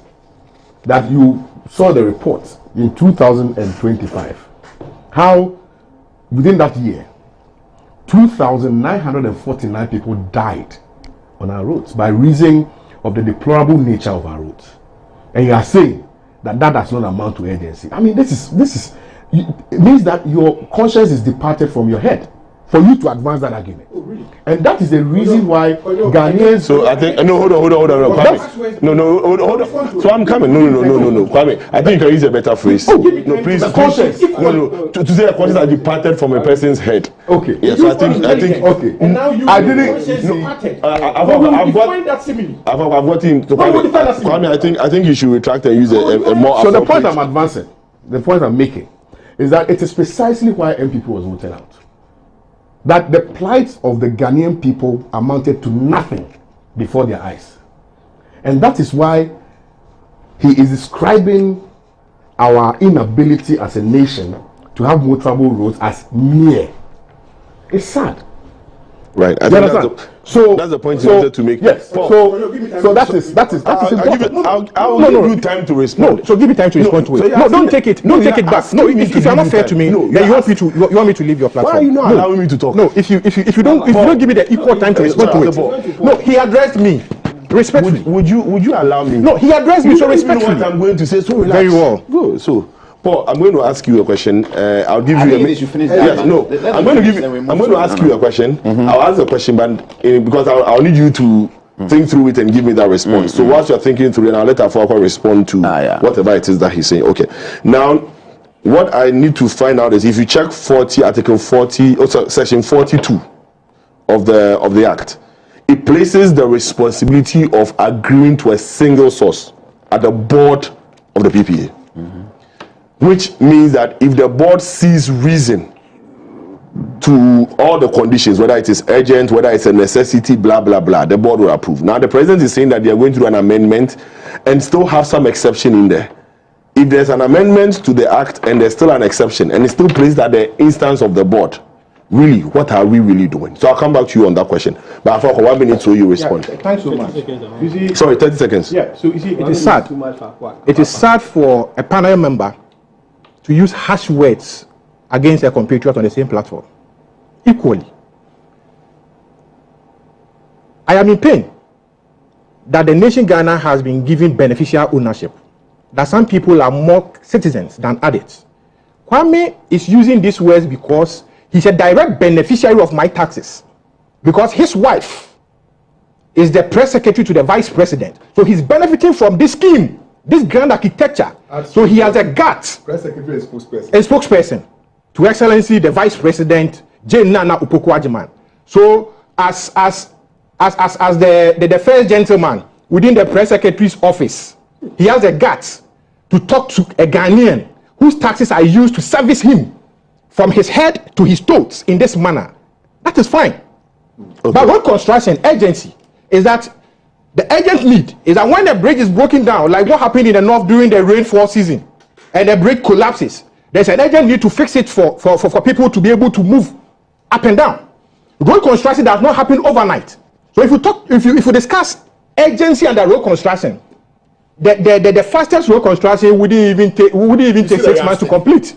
Wouldn't even take complete. 6 months to complete. That the court I have not departed from my mind. You said we are offering our own interpretation to what agency is. But I am not a direct beneficiary of the route. You are Since he's a direct beneficiary of the route, that is why he's uncomfortable that the people of Ghana are seeing this grand route, this grand architecture to milk our meager national resources through the big push. What is a big loot now? No, Rashid, let me finish with Paul. I'll come to you with Paul. I'll defer to him. Just a minute. You know, I'm a student of law. I'm learning, so I'm learning from them. And I wanted him to do justice to Act 663, the enabling section he was mentioning, and marry that with commitment authorization that is issued from the Ministry of Finance that binds on the PPA in terms of taking decisions on either to do sole sourcing, allow sole sourcing, or single source. That is what when we came in, the ministry immediately put in motion to look at the Public Finance Act. And that is why they brought in this issue of commitment authorization. for all agencies. That one thing they are not looking at. And that one single act from the Ministry of Finance help us in keeping unwarranted or abuse of the process in such a way that no agencies can just so moto. Previously, we just put all your everything together and pass it through to PPA. Then the PPA will grant you. And that's how they misuse the process. And we are talking of. So when he's talking of corruption, I hardly don't find out what type of corruption my senior is talking about. Because clearly, we have gone through commitment authorization. The finance ministry has issued commitment authorization to all these projects that we are talking of. The ministry haven't satisfied itself with the funding mechanism, the cost embedded, before passing it to the PPA, for the PPA to now take decision on that. So where is this loot coming from? So, Council, clearly there is no loot in this matter. So let me go to. There's no loot. I'm happy because what Rashid Tanko just said actually makes the matter really worse. How is it worse? He doesn't notice it. You see, you were asking the question that the final authority is the PPA, and can we sort of trust the PPA?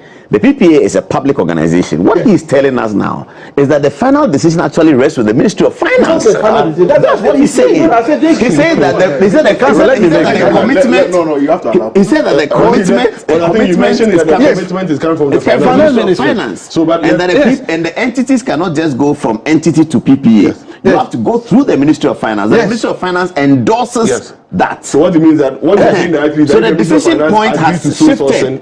No, they are not. From the PPA to the Minister of Finance, the politician. It's worse. No. See. The thing is very clear. What we are saying is that. What I'm saying is this. For instance, if I want to procure something, yes, I need to get commitment authorization from the Finance Ministry. What is the Finance Ministry doing? They want to be sure that I have the money. Yes. They have the resources.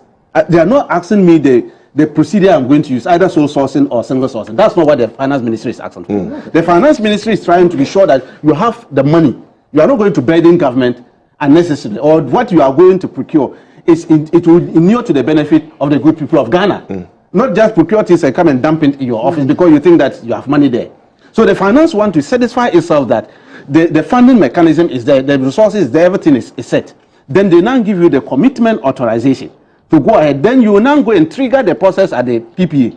With this process of either you want to use sole sourcing, you want to do single sourcing, or this or public tender and all this kind of. Finance Ministry only confirms. They confirm that you have that is it. So they are not into whether you are using single source or source. So that now is clarified. Yes. I'll come back to the point I was making and conclude the matter.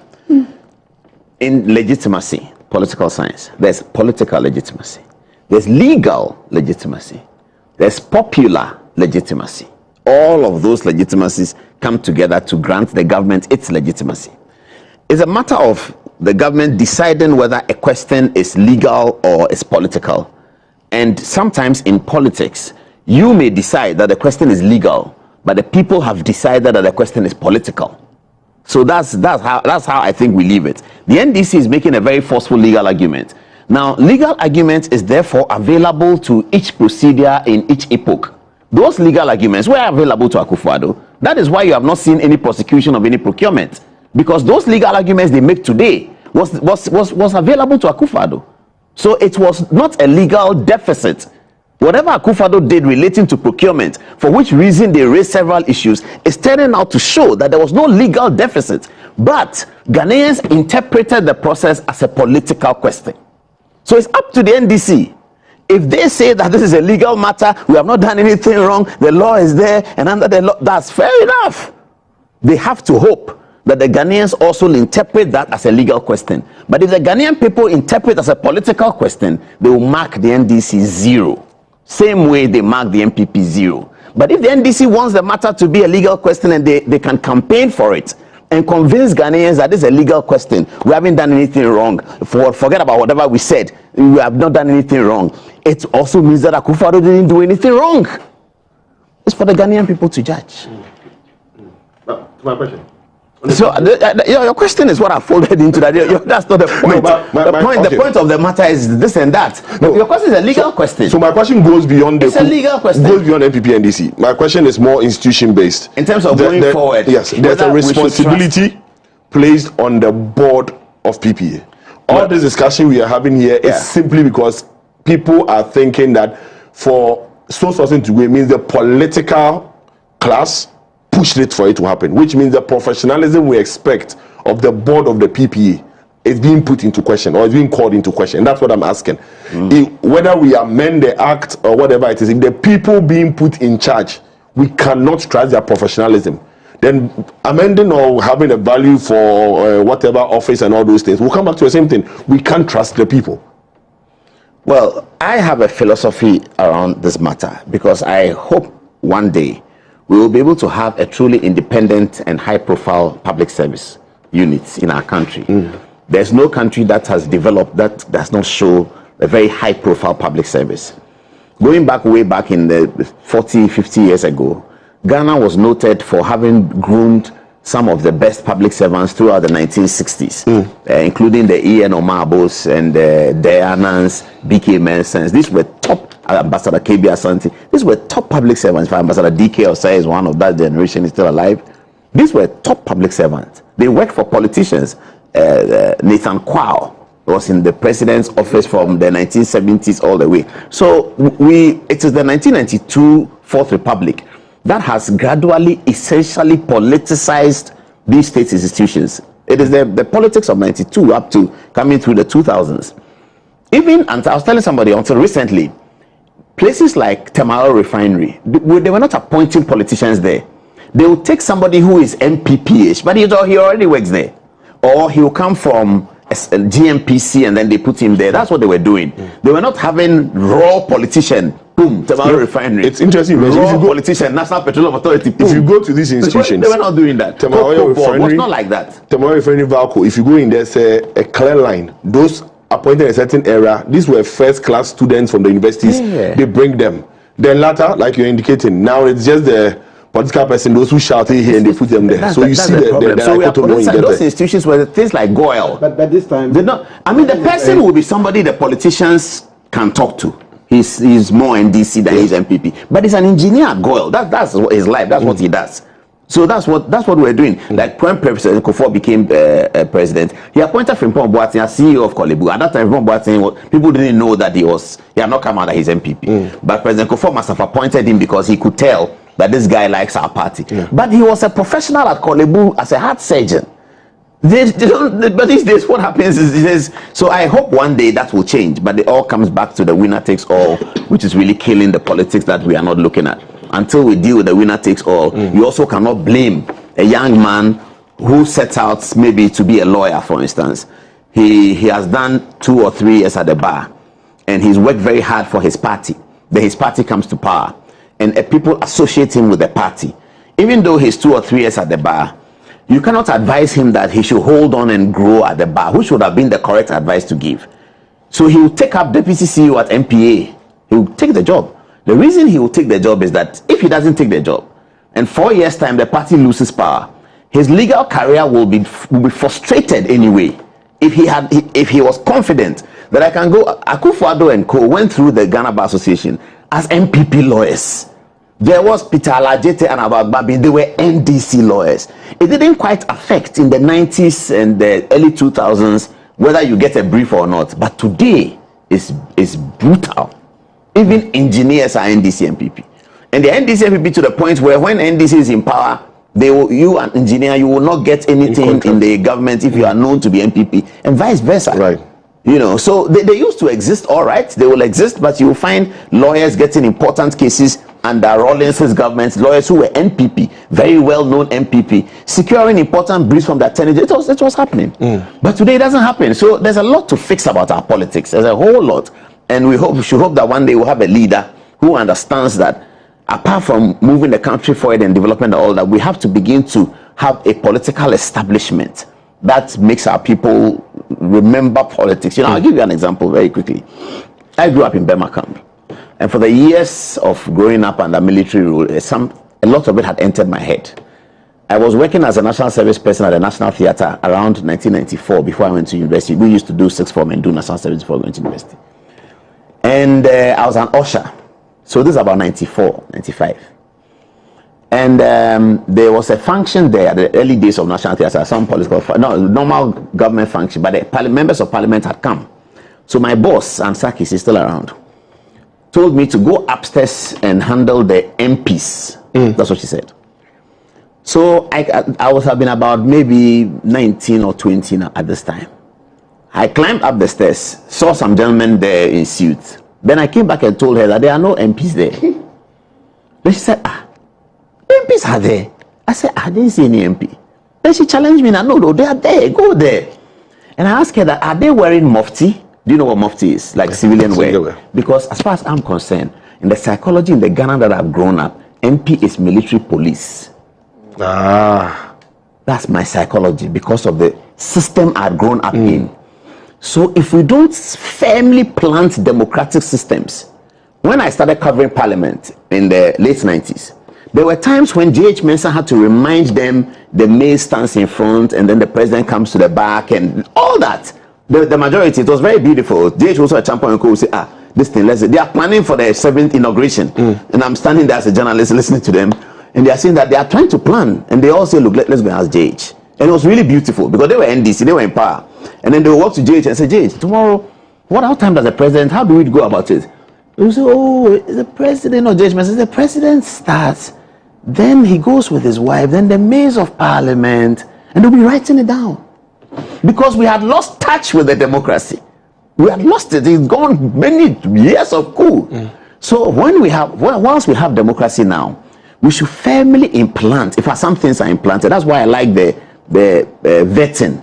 When the vetting has now come to our mind, it will be difficult for a leader to rise up and say that I will not present my ministers to parliament. It's difficult. Ghanaians will not be able to accept it because any Ghanaian between the age of 20 and 35 is firmly in his mind that presidents nominate ministers, they go to vetting. And they look forward to that every 4 years. Right. So these are the things we need to establish firmly. And to establish these things, we have to have a leader who is thinking like that. Okay. So let me pick one. You see, government led by the president knows who he should put where. You see, we have these technocrats who are there. Then we also have the policy makers. Don't forget, we came with a manifesto. And at the time we're drafting our manifesto and brought in all the best brains to come and put the manifesto together, we knew the direction of which we were going. I'll give you an example.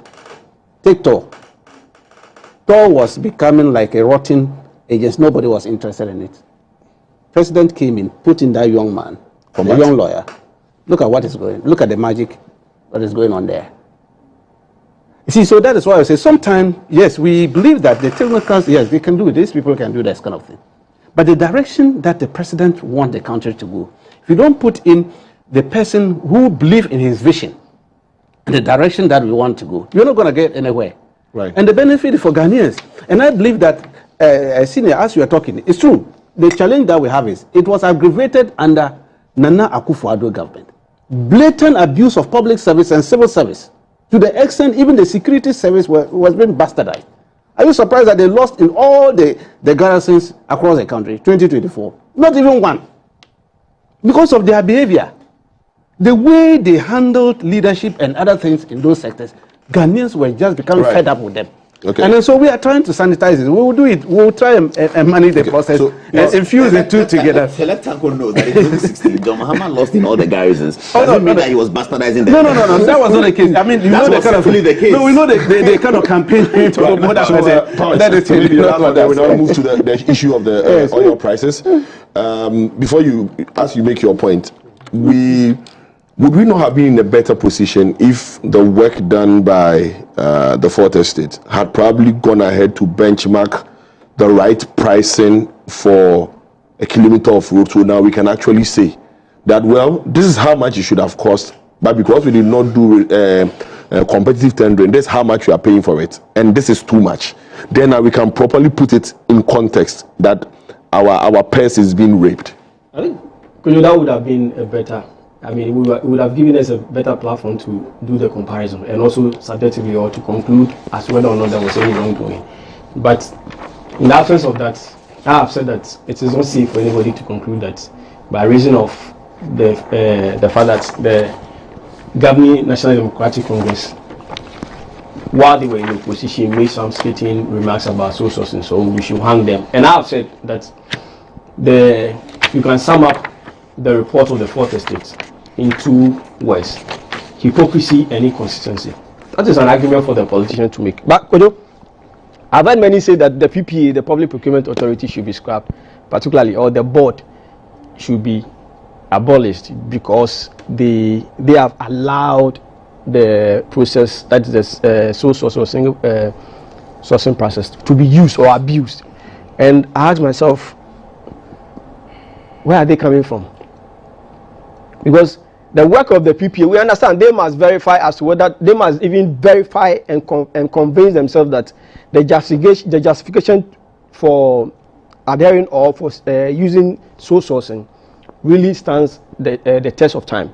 They do that, but don't forget that if the politician want to abuse it, you cannot put the blame on the board, the Public Procurement Board. So this argument is just a fishing expedition, or you are or fishing in a river body where there's no fish. So you are looking for a fish in a place in a source there's no fish. I am saying that the PPA is fit for purpose. If there are issues, we must look at reforms, because and Tanko is saying there may be other contracts that may be awarded, but so far 107 contracts per the document given to the fourth estate by the ministry. 107 so far were given out or awarded through sole sourcing. Is it a source or a cause for worry? Maybe, but does it raise issue about corruption or corruption-related activities? Let's not dabble in that conversation. The fourth estate did a good job. They put the matters in their proper perspective, pointing out the inconsistency and the hypocrisy on the part of the government. That is an argument for the politician to make. But I'm saying that I'm looking for evidence, and I'm saying until such an evidence is brought, I will not conclude that there was any wrongdoing. And I'm saying that the president has been more charitable than I would have ordinarily expected him to do. The PPA is fit for purpose until we establish that the country has been shortchanged. This conversation is really much ado about nothing. Thank you. We'll zoom in straight to the issue of the oil and probably the LGBTQ. We put them together. Rashid, a few months ago, in fact, about 15 or 16 months ago, we were told that what is happening in Russia, Ukraine, has no bearing on the economy of Ghana. We heard the president about 5 days ago now tell us that the country was doing very well. We're now enjoying very low fuel prices until the US-Iran war, which has affected us. He even made mentioning that if it was in a time where dollar was 17, probably maybe now would have been buying fuel higher. But he's hoping that the stability of the dollar would keep us afloat for a bit of time and then see what can be done. Again, does it not go back to the earlier discussion we were making? That things that we said in the past, today has come to haunt us in our face as a government. How? Is Russia-Ukraine war ended? Has it ended? When we came into office, was the bombs not still flying and falling on the head of Ukraine and all over the place? But as soon as we came in, we put in prudent measures, policies, that arrested the downtrend of the economy. Whilst the bombs were still flying over there, Russia and Ukraine were still fighting each other. We managed to bring down inflation. As we speak now, 3.3. We brought it all the way. They sent it to 53%. Everybody was crying. We managed to bring it down under the Russian-Ukraine war thing. So they shouldn't bring that in at all. That is not a matter of concern for them to be talking about it. We're very clear in our mind that, look, that thing they were talking about had nothing to do with the economy then. It wasn't the Russia economy, Russia-Ukraine war that was affecting the economy in Ghana. No, it was bad economic policies. Everybody saw it. We gave the evidence at that time and told them that it wasn't Russia-Ukraine. It was your behavior.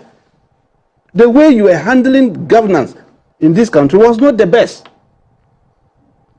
It was just too much. Reckless handling of the economy Look at the dissipation of resources. When you go and sink $97 million to a big hole, the hole is still over there.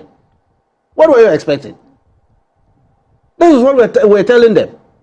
And so we came in, while the bombs were still flying over there, we brought down the inflation. The cedi was stabilized.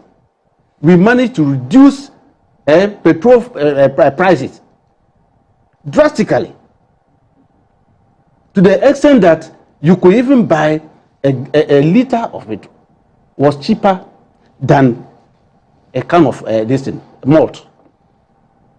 Whilst the Ukraine thing was done. So they shouldn't bring that thing and say they were talking of the Ukraine thing. Until Donald Trump and his group started this problem at Iran. What are the Iran issues coming in? It's because everybody knows the Strait of Hormuz. The issues, even in America right now, they are also having the same problems. Because they know all the vessels, the big vessels, they pass through that place. It's been blocked. That place has been blocked. The world powers are now trying to talk and negotiate. Even Donald Trump is resisting. You just said yesterday, he was talking of 48-hour ceasefire for them to negotiate because they've shot down 2 of their fighter jets and arrested 1 of the guys. And just because of the Strait of Hormuz, he's talking to EU and other people to come in and support and how best they can open that place. That is the situation that we are talking about. Despite that, government is doing its best. Look, despite all these difficulties, government is doing its best. We are spending within our means. The president mentioned it to CSOs when he met them, that government is considering looking at the price stabilization formula and all this in order to give leverage to Ghanaians. So we are doing something about it. It has nothing to do with this, Ukraine and Russia thing. That one day, nobody should bring that argument at all. I don't know why they are bringing that. So you are saying that due to the war, that fuel prices surged to 130 per barrel could not be reason why there was difficulty in Ghana. You're saying that Ghana depending on Ukraine for wheat and fertilizer, and because of the war, we were unable to get that supply, and because of that, we were buying it at a high cost, which affected the prices of food. Could not be the reason. You're saying that the reason was because we sank money into the cathedral. That is the reason why we're having difficulties, but not because of these global challenges. I just asked you, when we came into office, January 7th, 2025, did the bomb stop flying in Ukraine? I'm asking you, did it over? No, I'm saying that clearly you cannot make that argument because when we came in 2025, the war, as we speak now, the war is still ongoing over there. So those indices that you are making couldn't have been an issue. You admit. And I'm saying that war has been there since, I think it's been since 2021. Yes, the war has been there. And then you took over in 2024. 2025. So 13 years after, of course, you don't expect it couldn't have been 13. Oh, no, 21. 2021. So 3-4 years later. 3-4 years, yes. You don't expect the effect after 4 years.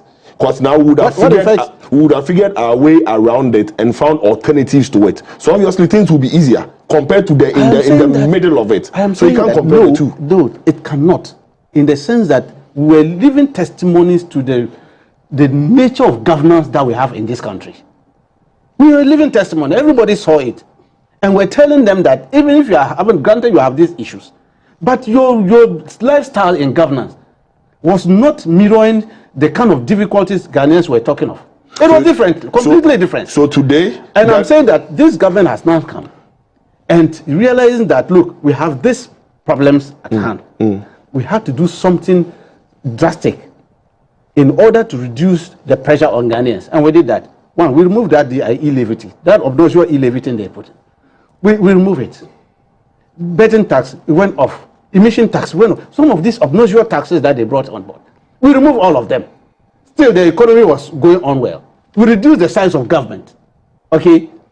For the first time, you're having the leanest government. I mean, Brother Paul is here. He handled governance from 96 all the way, all the parliaments, and you see the structure of governance that we have. This is the leanest that you can talk of.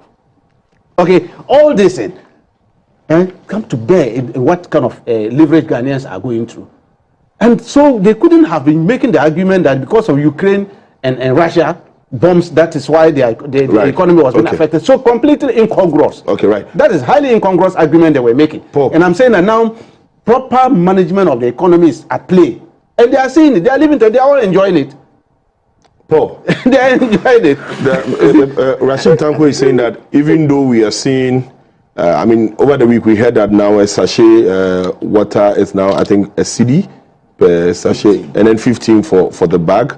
And they are attributing it to this whole issue that is causing pressure on the system.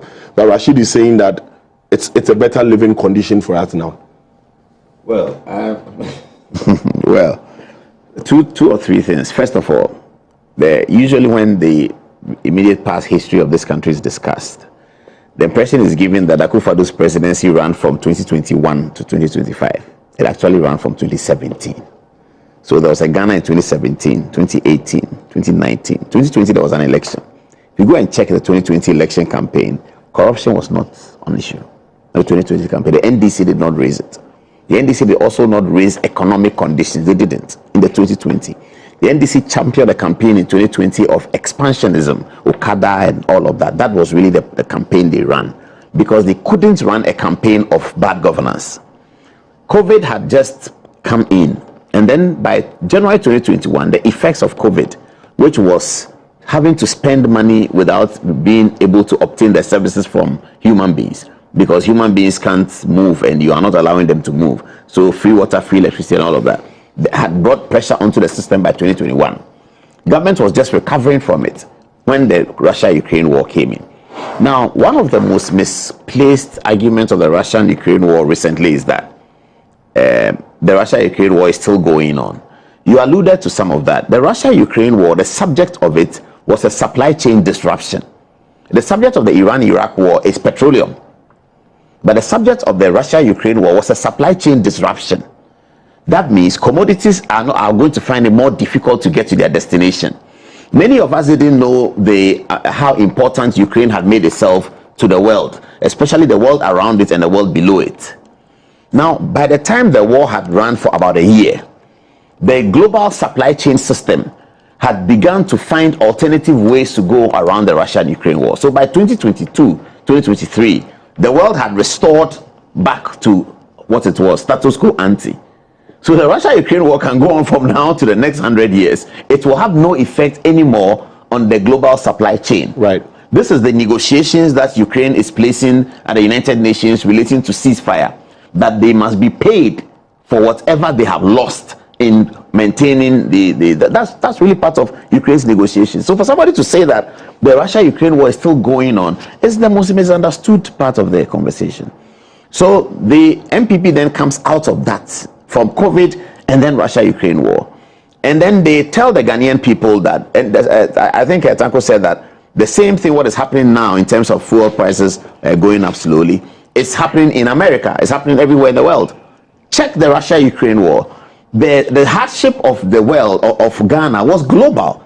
Television was reporting it. Groceries were getting shot in American stores. Most of the political parties who were leading governments lost their elections on account of that. So no one can say that the Russia-Ukraine war was not global. The effect of it was not global. To suggest that now something is global. The effect of the Russia-Ukraine war was clearly global. The campaign was waged by the NDC then. That it doesn't matter. It's not that. And they found certain things to point to. Sorry, like they found certain things to point to, like the cathedral that he's pointing to. They also found other things to point to, like the Galamsey. There again, we've seen what has happened since they came to power. Now, they are worried that Ghanaians are going to play back, and have already started playing back. You saw now Sam George is the most endangered minister on Twitter, because not MPP, but Ghanaians are playing back to him what he discussed, the political dishonesty. And he has to react, and he's unhappy with it. So 2 million people are having a chat about it. And the opinion is in unison: you are dishonest. That's the single opinion of 2 million people on Twitter engaging with Sam George's video and his response to it today. That you are dishonest. Now, in all the cultures of Ghana, from Dagomba to Ashanti to Nzima, and dishonesty is something that is very frowned upon, and it is even looked at as an insult when you are clearly and boldly dishonest to people. In most of our cultures in Ghana, it's looked at as an insult. I saw a video of a reverend minister this morning, some pastor, very angry about the LGBT conversation, very, very angry, almost disrespectful to the president, because he's pained about the dishonesty that he's seeing. That really is the conversation. Nobody is not sympathizing with government, and there's no government that will not do anything about the hardship of his people. There's no government. Every government, when hardships of its people come, you will do something about it. But sometimes the people have to take you out on account of they getting a breather. Because when the hardship gets heavy like that, that is sometimes when you go to divorce processes, sometimes the court can advise that, look, you guys just split a little bit, 2 weeks, come back together and let's see what happens. Just split a little bit, you know, go on a holiday, you two go on a holiday, come back after a month, and let's see whether you can come to, sometimes able to come together. Because sometimes when there's heat like that, the only panacea to it is that people must have a breather. They must exit you. Whatever it is, you have to go. Just go. You just leave this place. That's the reaction. So look at what is happening in the United Kingdom. How many years after voting the Labour Prime Minister and everything is in tatters?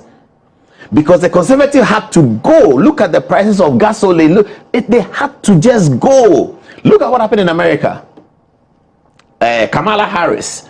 The government was so tortured that for the first time they had to come together to change the candidate, the sitting president, on account of his appearance and all, because this election was getting tough. This was the same opponent that 4 years later they had defeated 4 years earlier they had defeated in a landslide. How come that this same opponent who they have prosecuted is now coming at them and is looking like he's going to beat them? And so they are panicking like that because they couldn't handle the economic pressures of how prices were rising as a result of what? Russia, Ukraine. We are talking about the United States of America. So how does anybody then make a point that what happened in Ghana was a matter of mismanagement? Yeah, you can get things to point to in politics. Today, somebody can get things to point to. There's a lot happening. Your people are doing procurement, each other. Chief of staff gets contract. There are things people can talk about. As for politics, and it's not illegal again. It's a political question. Whether the chief of staff gets a contract, he went through the process. Legally, he's right. Will Ghanaians, deputy chief of staff, will Ghanaians look at it as political? It's up to everyone.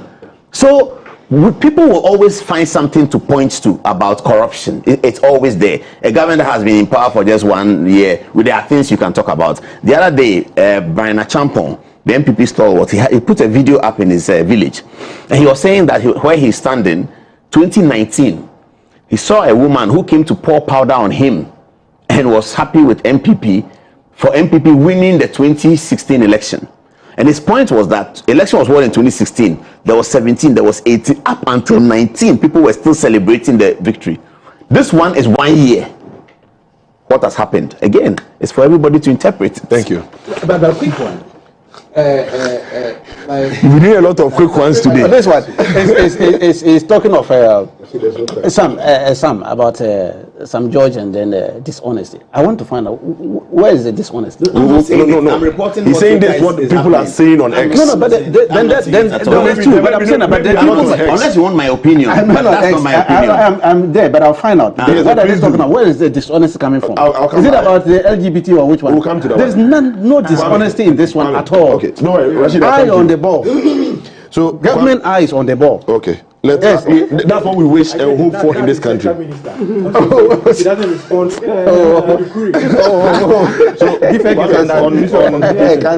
So should we start expecting, because with this US Iran issue, obviously there will be an impact. And the president has alluded to it that fuel prices all of a sudden now has moved to about the floor has become 13.3, I think so now, yes. Which means that prices are transport fares are going to go up, which directly would affect cost of goods and all that. The inflation that is 3 point something probably might start going up. Should we start tightening our belt and accept the fact that there is no global impact that, or global activity that does not have an impact on us as a people? Okay, again, I watched this video of the President of the Republic, in which he intimated to the good people of Ghana that he was going to be truthful at all times, and that he was not going to tell lies whenever we are faced with some unforeseen, circumstances. He would appear before the good people of Ghana and tell them or tell us what the real issues are. To that extent, I want to quickly say that I find some truth in what the president has indicated. I think that nobody seated here would argue otherwise, that when there are global crises, it will not have effect on the performance or otherwise of a country's economy. But it is also very important that we juxtapose this position of ours to facts. In 2025, the World Bank policy notes named Transforming Ghana in a Generation, publication date September 2025, indicated the key findings was that the allusion that the Russia-Ukraine war was the reason for the decline in the economic performance of the MPP administration was a fallacy. There was no truth in there. Indeed, they indicated that the 2022 macroeconomic crisis was not caused by external shocks, but rather pre-existing structural vulnerabilities and weak fiscal conditions. Similarly, within the MPP's own quarters, the former, I think that he was the chairman of the finance committee, stated in 2024, his name is Kweku Kwatin. He indicated that while war was a factor, decades of reckless expenditure and lack of fiscal discipline made the crisis inevitable. It is clear from the foregoing that indeed what we were subjected to, the economic hardships that we faced, was not by reason only of external shocks, but because internally the government of the day mismanaged underlying conditions. Absolutely mismanaged the economy. Now let me read something to you. You see, the core argument advanced by the MPP at the time was that there was a disruption of normal times, which was actually very true. Okay, the other argument was that global supply chain collapsed, and they argued that the war severely disrupted global supply chains, specifically affecting import of critical commodities like wheat, iron ore, and fertilizer. Also advanced argument of imported inflation, advanced argument relative to investor flight, advanced argument relative to fiscal burden. In relation to fiscal burden, the report dispels that. The report by World Bank dispels that. Now, we are faced with this, Russia, Israel, Iran, US war, right? Are these same arguments being advanced by the President of the Republic of Ghana? Are we hearing that there's investor flight? Are we having conversations about, our inability fiscally to withstand the fortitude or the fallout from the war? What we're hearing is that there will be a direct impact because we get most of our petroleum products from the Middle East. That's a fact. And so there's a direct impact, if you like, in relation to a particular sector, which is the oil sector. The president has not indicated that there's going to be an effect of the war on the generality, or if you like, the performance of the economy. Indeed, as we speak today, the inflation, which around 2022 was around 54%, now in the midst of the crisis is around 3.2%. Is that not a fact?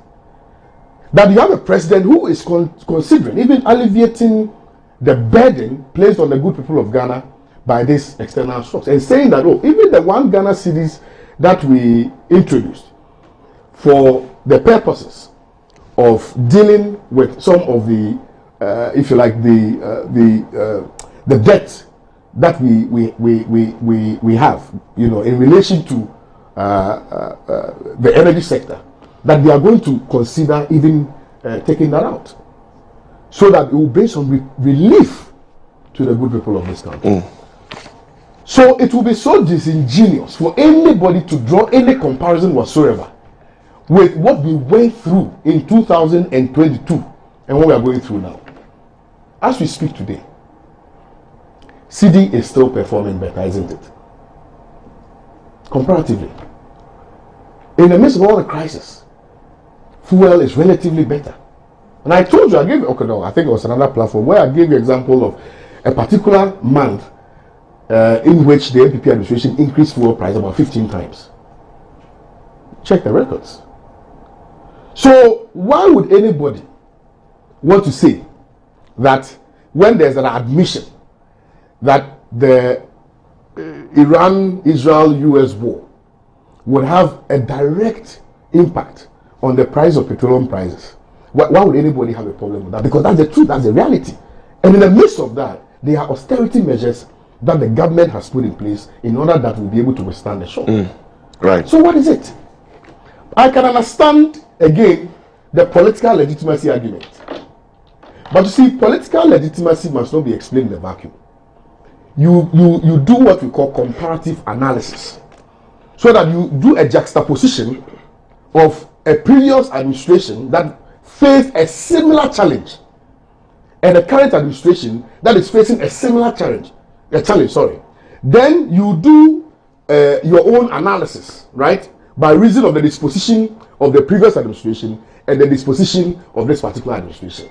And then you come to a conclusion as to whether or not the previous administration had your interest at heart or that the current administration is having your interest at heart. That is how you draw comparison. That is why people will be confident knowing that even though we are faced with, unprecedented effect of the war, that the current administration will be able to manage the situation for the benefit of the Ghanaian people. Right. That's it. Okay. You have to move to the Black Star. What he said is very assuring. And the point really he's making is that he's assuring us of the future, immediate future, that the effects of the war will be contained. And I'm happy that he's put that on record, because I was hoping that people who speak in favor for the government will not go that way, because you really don't know. The president himself has made that. Yeah. I mean, I'm just reading the president has said you really don't know where the war is going. The president has said you really don't know, but it's okay for them to now say that, given the comparison, we know what to do and it's under control. But I would have thought that it's a very dangerous thing to say, because that Saturday morning we didn't know what was going to happen. So if you start saying, the petrol price is now at 15, at their time it was 23, you never really know where this thing is going, unless you are truly honest to yourself that you have built such shocks, and that is not even is not understandable that a third world country. You see, the reason why you don't have those things is not because a government is bad or a government is good. When he read the World Bank report, the World Bank used the term the pre-existing structures. That's what makes you a third world country. And he said, Kwesi said decades of reckless expenditure. Is that an MPP problem? Obviously, 8 years he says decades of MP. So your structural economy, which Akufo-Addo used to describe as a Gothisbeck economy, is what makes you susceptible to these things. Politics plays a role. And for a third world country, luck also definitely plays a role in terms of how the world affairs operate. In fact, even in strong developed countries, they also had the effect of Russia-Ukraine war. Prices were going up in UK. Will the World Bank say that the United Kingdom was about government? Prices were going up in the United States. Will the World Bank say prices are going up everywhere? What I said, take out from what I said, was that the World Bank debunked, the World Bank debunked the assertion that the performance of the economy at the time, the Russia-Ukraine was the sole reason. Yeah, I don't think nobody has said sole reason. That's sole reason. Yeah, but that was the argument that was being advanced by the NPP. That's why it's not the sole reason. Part of the reason is that the Russia-Ukraine war occasioned more spending of government, trying to meet TUC at some point. It occasioned more spending. So whilst you are losing money, you are spending more. Yeah. So in fact, singling out even the Russia-Ukraine impact is only a fraction of the problem that the Akufo-Addo-led administration faced.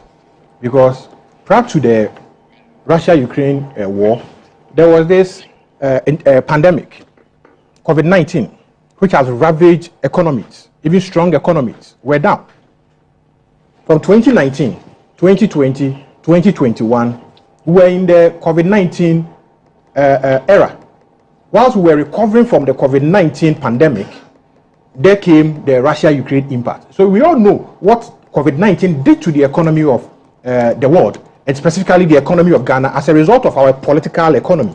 Our political economy was structured largely on the supply of raw materials and the importation of what? Finished products into our country, including even toothpicks. Refined petroleum products, and other stuff. Let's check from our shops and our markets, our consumption patterns and the products that we produce locally in this country. COVID-19 exposed our economy to the vulnerabilities of the Ghanaian economy as a result of our taste for foreign products. So, by and large, we cannot say what is happening currently is the same as what happened in that era. It's completely different, because the Strait of Hormuz is largely a transport zone for oil products or crude products, as compared to the Russia-Ukraine impasse that disrupted global supply chain, fertilizers, wheat, and other stuff that we consume around the world. Check. Between 2017 and 2019, the freight charges were between $1,000 and $1,500 per 40-footer container. It jumped to around $8,000 to $10,000 between 2021 and 2022 thereof. So it tells you the sort of disruption that occasioned our international trade, because most of our products come from outside our country, outside our borders, as a result of globalization. That's why we face difficulty where there are challenges or there are disruptions within the international trade system. But our president now, former president then, told us that the distance between Ghana and Ukraine was about 8,782 kilometers, and that no bomb has hit any of the four corners of the sovereign state of Ghana, and that we cannot complain that the impact of the Russia-Ukraine war has had a toll on us as a country. Similarly, the distance between Iran and Ghana is 9,522 kilometers. So we did not expect that government tells us that the disruption in the crude supply within the Strait of Hormuz is affecting us. Moreover, Ghana is a net exporter of crude. And as a result of this, currently WTI is selling around 111 point something $, 111.29 as a Thursday, 111.29 per barrel as a Thursday, and Brent crude is selling as 107.57. So in all this, we are getting a supernormal windfall as a result of our export of petroleum products. So how is the government of Ghana supporting the people of this country to avert the challenges currently that the world is facing as a result of the... Take your time to add. If you look at the Russia-Ukraine war and check the petroleum price global at the time, it was 140. I'll give that 140, yes. It was 140 $140. That's the price of petrol at the time. Yes. This is what the Russia-Ukraine war occasioned. This is what it occasioned. And then they say, oh, no, it's not. You are dealing with 112 and you have to increase prices. They were going to 140. That's the price that was raging around the world. In addition to which is not coming. This is not coming. That's not coming. But their point is, now it's 112. But because they better managed the dollar, and so even if it's 112, we are doing it at 13. Obviously, from 112 to 140 would not rise to 23 if you are doing a correct extrapolation. So bottom line is that they have built a very solid foundation, which will not make us feel that impact the way we felt it then. Let me tell you why that Are you agreeing for Paul to use some of your time? Okay, finish. Let us not even go there, because at the time that the dollar was 17 Ghana cedis, prices of energy were cheaper in Ghana. Is that not true? How much were you paying as electricity bill in Ghana at the time the dollar was 17? It was far cheaper than now. Dollar is 11 point something to the cedi currently. Oh, that's cheaper. The electricity price were cheaper. Again, On 10 seconds more, so I move to Bravo. Oh no, it cannot be 10. Cocoa prices and those things. On 2nd November 2022, the current energy minister, then in opposition, told us that the windfall that the Akufo-Addo government has generated from the Russia-Ukraine war as a result of the supernormal price of oil. Give me a minute, let me just introduce somebody and I'll just come to you. Viewers, I would want to introduce Kojo Adai-Mensah. He's a sports analyst. He'll be joining us for the next discussion on the Black Stars. So, Kojo, good morning. Morning. I feel very uncomfortable, among those politicians. So please, let me stick to my sports. Yes. It's good to hear from Paul. Right. Paul, it's been a while, but it's good to hear from you. Thank you. Right, so we'll come back to you in a bit when we come into the Black Stars discussion. So please bear with us. Sure. Thank you. I'll listen in for now. Right, sure.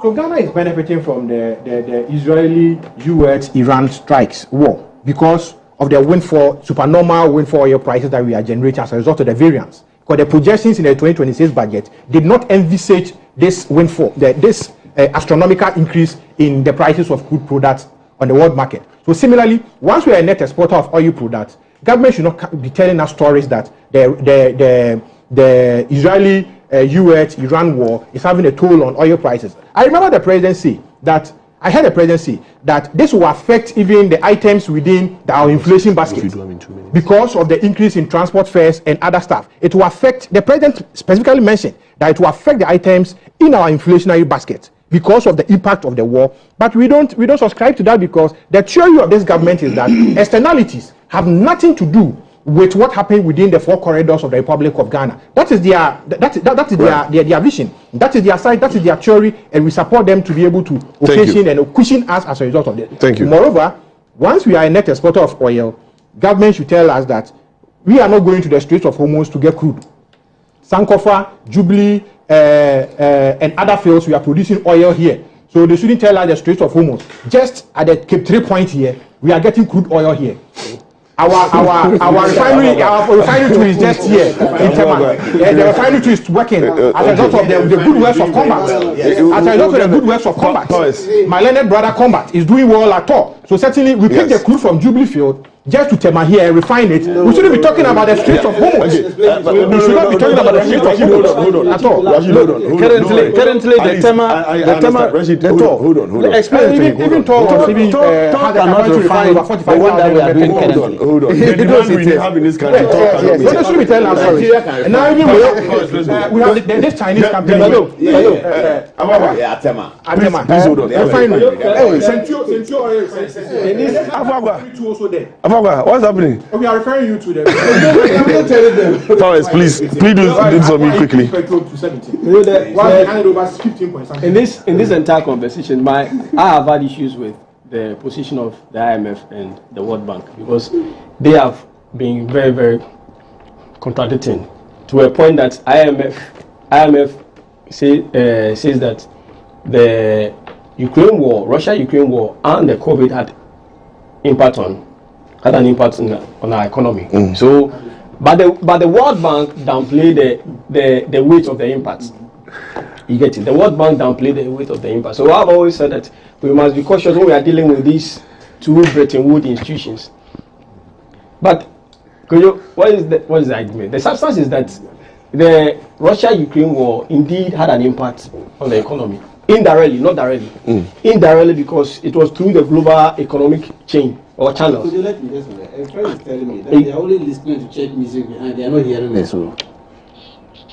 I think it's those on DSTV and go. So my technical team is working on it. Okay. Those watching directly are hearing us. The Russia-Ukraine war had an impact. Indeed, it impacted our economy. But like I said, indirectly, not directly. And Paul and my brother Afakwa. In fact, let me make this. Let me make.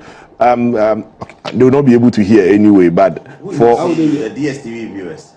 Yes, they see, but they can't hear us, but they can't hear. They hear some other. The Ministry of Communication doesn't want people to. They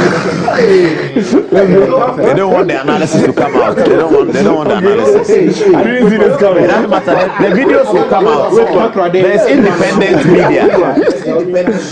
Powers, please go on. I didn't see this coming. The videos will come out. They shouldn't worry. Powers, let's go on. The thing is that the new media, it manifested through rising fuel prices and other things. Okay. You get it? And it is indeed true that the NDC downplayed the impact or the effect of the Russia-Ukraine war. That is not in contest. They did. But you see, that is characteristics of politicians. You understand? Today they are at the helm of affairs. But we're having to deal with the US-Israel Iran war. But the argument has always been, and I've heard many say that the 1 cedi levy should be scrapped because of the rising fuel prices. And I disagree with that position. Because when you read the memorandum accompanying the bill, which was brought before Parliament, in fact, it stated certain reasons, some reasons for introducing the bill. One has to do with clearing legacy debts. Two has to do with buying consistent fuel to power our thermal plants. And the third one, to stabilize our energy. Today, I can't say that our power is stabilized. Because every time the light will be blinking, sometimes it goes off. And there are some areas in this country that record repetitive power outages. My area is one. Exactly. Our area is one. Our area is one. So clearly we are not yet at the junction where the government will say, I'm going to remove the 1 cedi. That is if that was a main reason, because I'm saying that per the memorandum, and when you look at the bill itself, which was passed, it outlined these reasons. So if we have not achieved them, then clearly scrapping of the 1 cedi levy will not be the best solution. Let's deal with the challenges. And I'm saying that, in running up, where there are difficulties, I think the public needs to share in the burden. Must the government borrow to cushion Ghanaians? I don't think that's the best option, because you see, that's my only issue with this, with our governments, past, present. Borrowing to pay debts, borrowing to pay compensation, borrowing to do all sorts of things. Let's find a way of streamlining some of these profligate expenses, how we spend money on unnecessary things, trips and things that do not yield that do not yield real dividend to Ghanaians. So Ghanaians must share in the burden. The 1 cedi levy must be there. Thank you. Thank you. Right. So we'll go quickly into the Black Star. I know this topic. I don't know if I go 4 rounds, we'll still not finish. If you see how Afuakwa is looking at me in studio, let's please play the. We are going to Black Stars. Can go to the Black Stars. You see, once we are saying that the Straits of Hormuz does not affect Ghana, is the reason that transporting oil from the Cape 3 point goes through Elmina, Takrade, Elmina, Winneba, through to Dansuman, and through, the belt, I'm showing you the belt, through to Tema. And there is no strike on that stretch. The fishermen are fishing. That's why gentlemen, let's make progress. So our Black Stars played 2 friendly matches. I'm not sure the feeling across the table, but in both games that I watched, I was not fully impressed with what I saw. Yes, we know that it's typical of preparatory matches to the World Cup, but we woke up to realize that our coach who qualified us was sacked at dawn. I don't know why we like sacking coaches around that time. The previous ones were also, some were sacked at dawn, but it looks like we are going to the World Cup as of today. We don't have a coach. I have Kojo Ade with me. He was part of the team that evaluated and selected Otuado in his second coming. But before that, there's a quick video between OTAJ and Ket discussing this. So we'll play that video quickly, and right after that, I'll come to my brother to explain a few things. Then we'll come in studio, go around for everybody's take, then we can end the show for today. So let's have the video quickly. It's been a tough 24 hours, but that's life. how tough did you have the conversation with Otto about the dismissal face to face yourself? Yes, I did.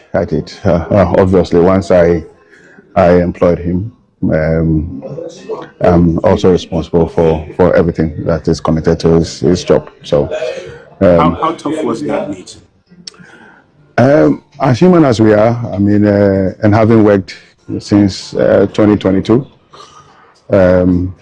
we've had a good working relationship. But at the end, as leaders as we are, it's always important for us to look at ourselves in our faces and speak about issues that concern us and how we can progress as individuals and as a collective. What point did you come to the decision? Because I've had a lot of private conversations with you and conversations on the record like this. And if there's one thing that runs through both streams of conversations, is your unyielding conviction that Otto could easily become Ghana's version of Aniusi, say, a Regragi and theirs. At what point did you decide that this was not working? So first of all, I would say without being proud, with all humility, that I'm a leader who is dynamic. I'm a leader who is honest to issues around me. And I'm a team player, which is most important. And I think that when you're leading the team, you may have your strong opinions about issues, but there are moments that you need to listen to the team for the greater good of our country. And at this moment, we thought it's Ghana first, and we have to go in a different direction. What did you see that convinced you about this? I don't know whether it's about what did I see or what did I hear, or perhaps both. I've seen Otto work over. So we want to give credit to 3 Sports for the video. Thank you to the team at 3 Sports. Kojade, so like I mentioned, you were part of the committee that hired Otto. Did his firing come to you as a surprise? We hear that Otto's family flew from wherever it is that they are to Stuttgart to come and watch him. So clearly, at the time when the game began, he did not even know what was going to happen. Did it come to you as a surprise when you heard that he's been fired? Okay, Name. Just for the records, we didn't hire Otto. We recommended Otto. It was up to the GFA's executive committee to hire or accept the recommendation. So it's one thing doing a recommendation and it's another thing taking the decision. Our committee did not take the decision to hire. Our committee recommended. And so I think it's important to make that clear. The hiring decision rests with the ESCO. And I think Kurt has said that many, many times. To answer your question directly, no, it didn't come to me as a surprise. The records suggest clearly that it would be justifiable to fire a coach prior to the World Cup with the record that he had. I mean, his last friendlies were nothing to write home about. He didn't perform at the friendlies.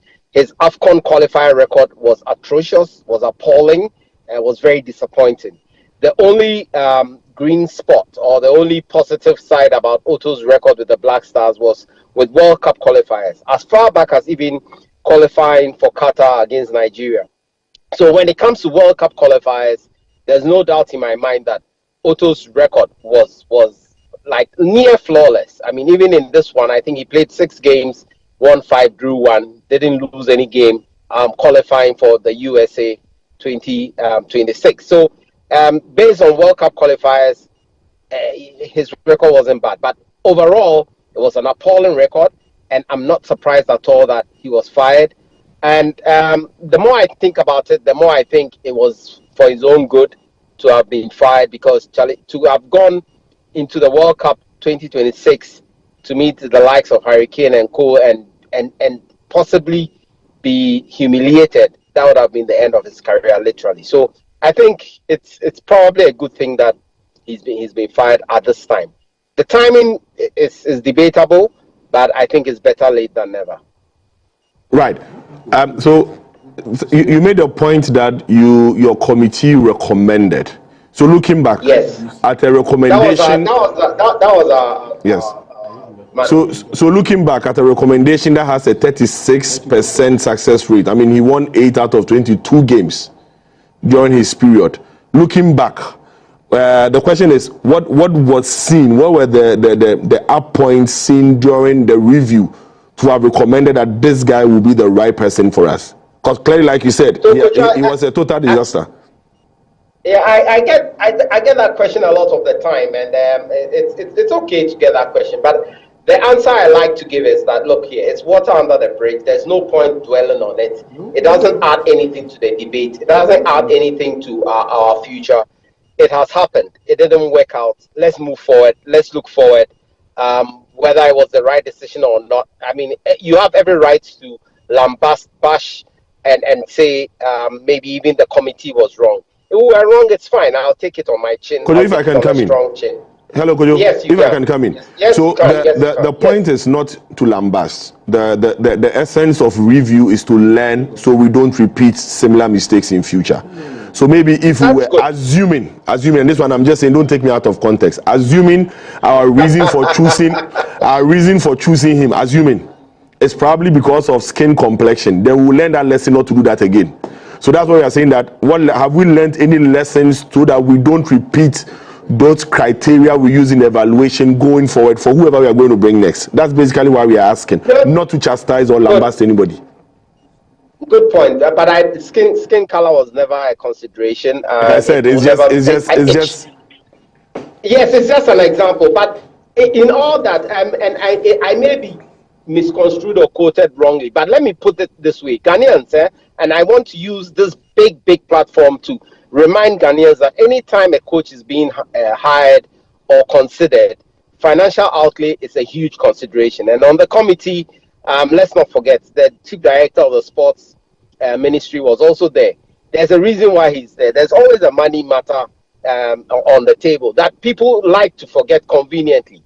Today we are thinking of hiring another coach, and I keep hearing we need a top-notch coach. We need a coach who has done it before. We need a coach who has been to the World Cup before. Top notch.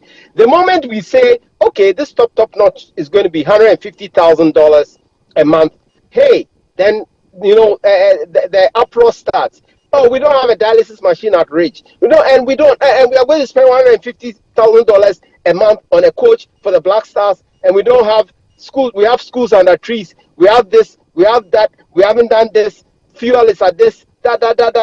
So what we want really, Ghanaians, we need to sit down and accept that if we want to pay 10,000, 20,000, 50,000, we will get a 10,000, 20,000, 50,000 coach. If we want a 150,000 coach, we must be prepared to pay it. If we want Rene Harvey is commanding over $300,000 a month in Saudi. You want to go and pull him? Pito Motemani is commanding $150,000, $120,000. You want to go and pull him? My friend Maurice Kwanzaa says it, and aptly, and I always quote it. You walk into a Lamborghini showroom with Tico money in your back pocket. You will not drive out of that showroom with a Lamborghini. There's no way. So let's all accept that if we want that top notch today, we should be ready to pay for it and stop complaining that we are spending $150,000 a month on a coach for football for 26 people when we can't pay for dialysis for people who are dying. We need to just make that decision and move forward as a country. It's that simple. That's my view. It's that simple. But there's no guarantee even that $150,000 coach will even bring success. Anyway, depends on the material to you have. It's a myriad of complex matters. But hey, we are where we are. It's decision time. We need to go to the World Cup with a coach who we can afford, who will do the job. Right. Kojo, thank you. So you hold on, I'll come back to you. Let me come in studio. Yeah, I'm holding. I want to solve Kojo's problem for him. I think there are 2 problems I can solve for him. Football countries all have a peculiar disease. So whether you are Ghana, you're Brazil, and I mean countries that are gifted with natural flair of football, the people in such countries, they do not believe for one reason or the other, the coach is a pivotal part of it. They think that people know how to play football. Yeah, the coach is there, so they always complain about how much money. You go to Nigeria, you're going to pay a coach, whatever, they'll scream. Because Nigerians understand football, they know the skill, they have the players. So they think that you are not getting the right players. Ghana is so talented. When you talk to the sports reporters, that's their main problem. That the GFA is not recruiting the right players. So for Ghanaians, whilst we blame the coach, and that's why I agree with Kojo a little bit in terms of what do we want. Whilst we blame the coach when we lose, when you come to discuss why we are losing, the sports journalists will tell you that there's a structural problem.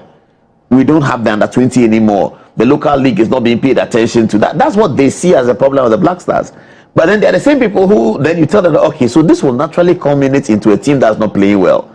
Then they say, no, it's the coach and it's the FA. And they select their own players, which is the reason why they give for the other aspects of the game not being developed. So you're a player there's a rival group in the Football Association, the one who lost the election and the one who won the election. Those who lost the election are in opposition. So your player, no matter how he's good, he will not be put to the under-20. So that's really the situation. That's what they complain about. And if you throw your eyes back a little bit, if you're a bit older, you will know that it used to be a staple part of our football life that every 2 years we will watch the under-20 World Cup or watch the under-17 World Cup. Ghanaians were used to it. Our teams were always participating. I have even forgotten that they still do under-20 World Cup. I've forgotten because Ghana is not there. We don't even go. We don't qualify for the Africa one. And that was always, as the sports journalists tell me, the nucleus of the Black Stars, the backbone of the Black Stars. So as soon as players were fading off, and Sidek Adams is the one who made this point, that this has been Ghana's DNA, according to him, from the 60s. Graduating players into the Black Stars has been part of Ghana's DNA for a long time.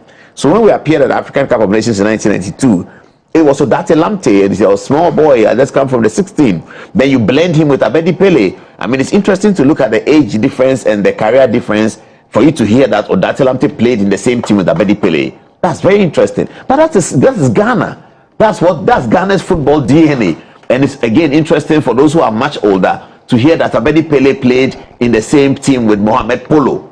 You know, Ghana is always like that. But the point they're making is that over the last 10 years, that seems to have broken. And that is the real problem of what we are seeing at the output of the Black Stars. Right. But yet we come and say that it is a coach. So yeah, that's the point. The last time we heard of, and what Paul said, a very formidable junior level team in this country, arguably I think it's 2009. And a 20 squad that won the World Cup in 2009, where we had Daniel Eje in pools, we had Dede Ayew, we had Inkum, we had Daniel Ado, Philip Buampong, John Benson, we had Jonathan Mensah. That squad. That team was a team that grew eventually into the 2010 World Cup team that went to South Africa. And Kojo there will correct me if I'm wrong. But that team was the core. We're having Rabiu them in the middle. That team, subsequent to 2009, we've not had a very solid under 17, solid under 20, and 23. 23 normally is I call them an agenda squad, but we've not really had a solid one. And it's feeding now. We're actually depending on players from diaspora to come and fill our team to make it solid. Do we need to go back to the basics, or the world has changed? Yes, certainly we need to go back to the basics because we have a lot of talent at the base that needs to be nurtured and trained to get to the height that we desire. Looking at the names that you have mentioned, you mentioned John Benson, Jonathan Mensah, and the like. These are young chaps from Obuasi when the then Ashanti Gold. I remember Daniel Opari. Yes, Opari was there. Opari and co. Were nurtured through the Ashgood Academy and those things. But when you go to Obuasi today, as a result of the breakdown in this training and those things, talent is being killed or talent is dying as a result of that. Certainly, government needs to invest in that field. I commend Akufo-Addo's government largely for the development of sports infrastructure across the country, although some of them are still at the completion stages, the youth resource centers and those things, where to serve as preparatory grounds and to train this talent. Look at the number of astroturfs constructed under the regime of the Akufo-Addo reign. If this government should continue on this, deliberately inject capital into the development of football at the grassroots, certainly they will write and make us proud in the future. Now we are doing firefighting. And the firefighting is that we desire some results. Meanwhile, we have not put in the needed investment to be able to get the returns that we desire out of our sporting discipline, football. Now, which of the names can you mention? Even the musicians that are developing songs or creating songs, or how do you call it, for the Black Star, you don't hear any mighty name in it. Those days you could hear Jonathan Mensah, John Mensah, what, and Ghana Black Stars here now. You could hear the names, and when the moment you hear the names, it arouses your interest to go and sit by your television set to watch the Black Star play. Now the names are not coming because these are not names that arouses the interest of the Ghanaian people as a result of sports. These names are names that are seated somewhere around the outside the continent of Africa. People don't even know them. So one should mention. But if they are coming from the corners of our country, if they rise to the star level, playing Inter Milan, playing AC Milan, Kotoko, House of Folk, and those things, and they are coming from the communities, it builds the momentum of the community support naturally. Naturally. Now, the artificial natural momentum is that people want to travel to US and Canada. And that they are faking their support for the Black Stars because of the opportunity to travel. It is not the natural momentum. My brother Kwame is here, you agree with me. Professor Rashid Tanko is here, you agree with me. That now you've gone to Professor. Oh, he's a doctor now, academic climate up. Sorry.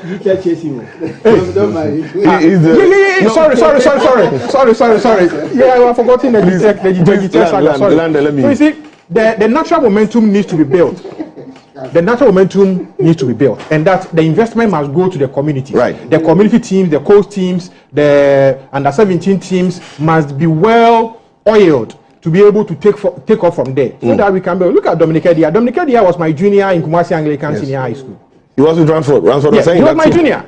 He was my junior. He was playing at the Asim Park, Corners Babies. He was playing for Corners Babies, where he was recruited, scouted, and brought to Kumasi Anglican. He played for the school team. He got to under 20 level, the golden boy of the tournament and those things. Where did his career end?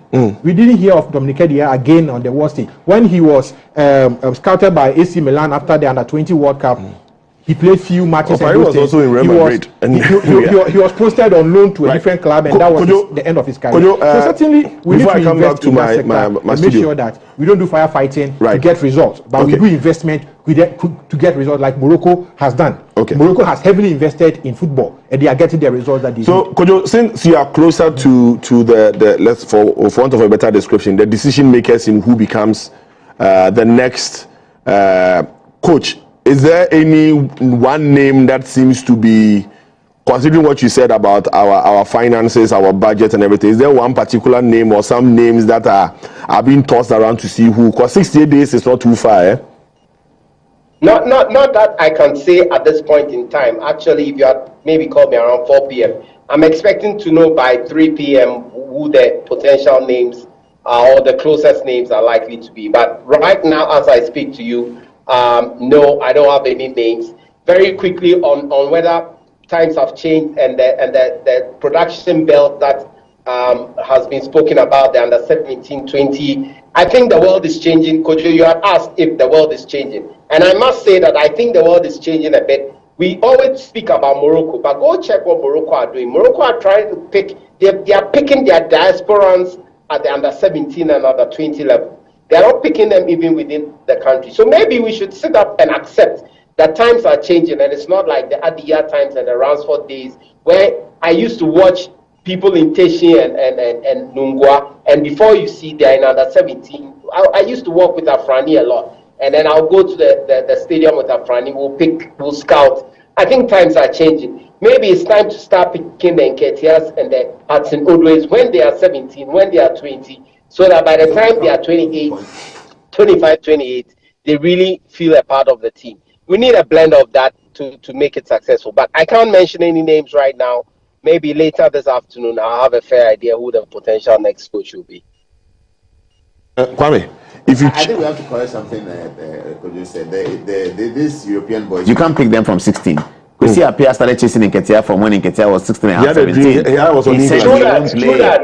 He said he won't play. He was England. So you will never get them at that age, but you will get at that age. And it's about talent. It's about, so we really have to go back. Times have not changed. We have to still go and get the player in there. If you are Morocco, perhaps you have the national attraction to your players, or your country has a certain culture. Arab culture is different. Moroccan will hardly ever go and play for another country. We have how happened to Zidane, how the Algerians were treating him. He had to negotiate and work with them before eventually they accepted him. They see you as a traitor when you are playing for Europe if you're an Arab. Today I have an extended 10 minutes. I have just about 3 minutes for Kwame. Let's go. I mean, I used to play football when I was much younger. What position? 11. Oh. Yeah. No, Kumapim. Yeah. So I used to love football a lot. The only team that I've ever supported is the Black Stars of Ghana. As we speak today, I don't even have an international team that I support. I And I recently developed some interest in supporting Manchester City because of Semenyo. You understand? So that's the extent to which my love for football will go. Look, the truth is that fundamentally there's a leadership crisis. From GFE to whatever. There's a leadership crisis. Kate Ukreku does not know what he's about. That's a fact. So that's a fact. So let's not pretend as though we are oblivious to that reality. He doesn't know what he's about. You understand? When people were calling for Otuado's head, what was his position at the time? All of us saw it. Those of us who are not professional, or professionals, soccer analysts, whatever, we saw it. We said that Otuado is not the person to coach the Black Stars. Even the speaker saw it. Even the speaker saw it. And even gave good tactics how Otuado should go about it. So please, let's not pretend as though. But the reason why he has had to take this decision is because of the pressure. Ghanaians, we love our football and we love our Black Stars. If they are performing, all of us, that's the only time. Under pressure. I am saying that. Look, they should stop interfering. I know you want to make a suggestion. No, they should stop interfering in the selection of coaches, in the selection of players. Paul has said it. Look, when you go to the villages, you can scout very brilliant players. But we are looking for those who are playing in the UK and in the US. My time is up. Land. Like I said. I want people hungry. I think I will go for like it. Right. I will go for like it. Rashid. Maybe they pair them Rashid, with if today you are asked to pick a coach on the Black Star, who will be your pick? Well, if you look at I've been following the Black Star for some time, but there were two names I wanted Paul to assist me. In fact, they are deceased now. One in 1998, he led our young boys to Chile. He was a former police. Oh yeah, Akusamade. And then this one too, House of Oak, had some gentleman who did travel. Fantastic. You see, these were Ghanaians. And they managed to pull the boys from what we are talking about. So you want a Ghanaian coach? In fact, I prefer it because you see, if we get the young Ghanaians, I think at this moment to talk to Sudan for Sudan too, because seriously, I would prefer a Ghanaian coach. I'll prefer a Ghanaian coach to do that kind of job for us. The issue is about who my the dismissal of Otuado was needlessly untimely and unnecessary. Needlessly untimely because he had a project running, and I thought for a second that Otuado would have done well if we are giving him some time. But the GFA, like I said, this Kirk's GFA has been abysmal, and if there's anything to be done, we need to look at the GFA because the GFA currently constituted is not fit for purpose. Right. Thank you very much, Kojo. So you've heard some of the proposal on coaches. There's Lai Kensen, there's Akwesi Appiah. So probably you can bring it up. And at 4 o'clock when we come and any of our panel members has won, they will be the committee that next time will be asking why they made that recommendation. Thank you very much, Kojo, for your time. We'll come back to you around 3-4 o'clock to see whether any names are being tossed around so that we can interrogate it further. But thank you very much. Kojo, there's a question here whether you are doing soul sourcing or you are doing competitive tendering. Okay, I think Kojo is off. So You want to say something? No, I was asking whether they are making a decision today. Is the GFA Yeah, he said around 4 o'clock. today? Some names, the name that they will be considering, the final shortlist will come up around 4 o'clock today. Okay, so, a shortlist from which they will now pick. Yes. So they're not making a decision today. No. So the shortlist comes and Kwesi Appiah is not in, then that's it. Yes, that's technically what it means. Okay, right. So we hope that. I'll reconsider. Can be the lead coach. Okay. Together with Christian. Larry Kinson. Okay. Thank you very much, viewers. We want to apologize to our viewers on DSTV and GoTV for the issue with the sound. Even though we know you can't hear our apology, but we will get it corrected and sorted next week. I would want to also show my appreciation to Rashid Tanko Computer for his presence, to Kwame Owusu Danso for his presence, Austin, Kwabena Brako Powers, Paul Adam Otre, Enoka Fuakwa, and also joining us via Zoom, Kojo Adai Mensah. Thank you very much. My panel and I and then my technical team wish you all a happy Easter. Enjoy the holidays, but be responsible and do what is good. And then let's also be cautious on our roads. I saw what happened at Kwashima yesterday. It happened right in my face, so I saw it. So please, let's be safe. Every life in this country matters. Enjoy the weekend. See you next week. Bye bye.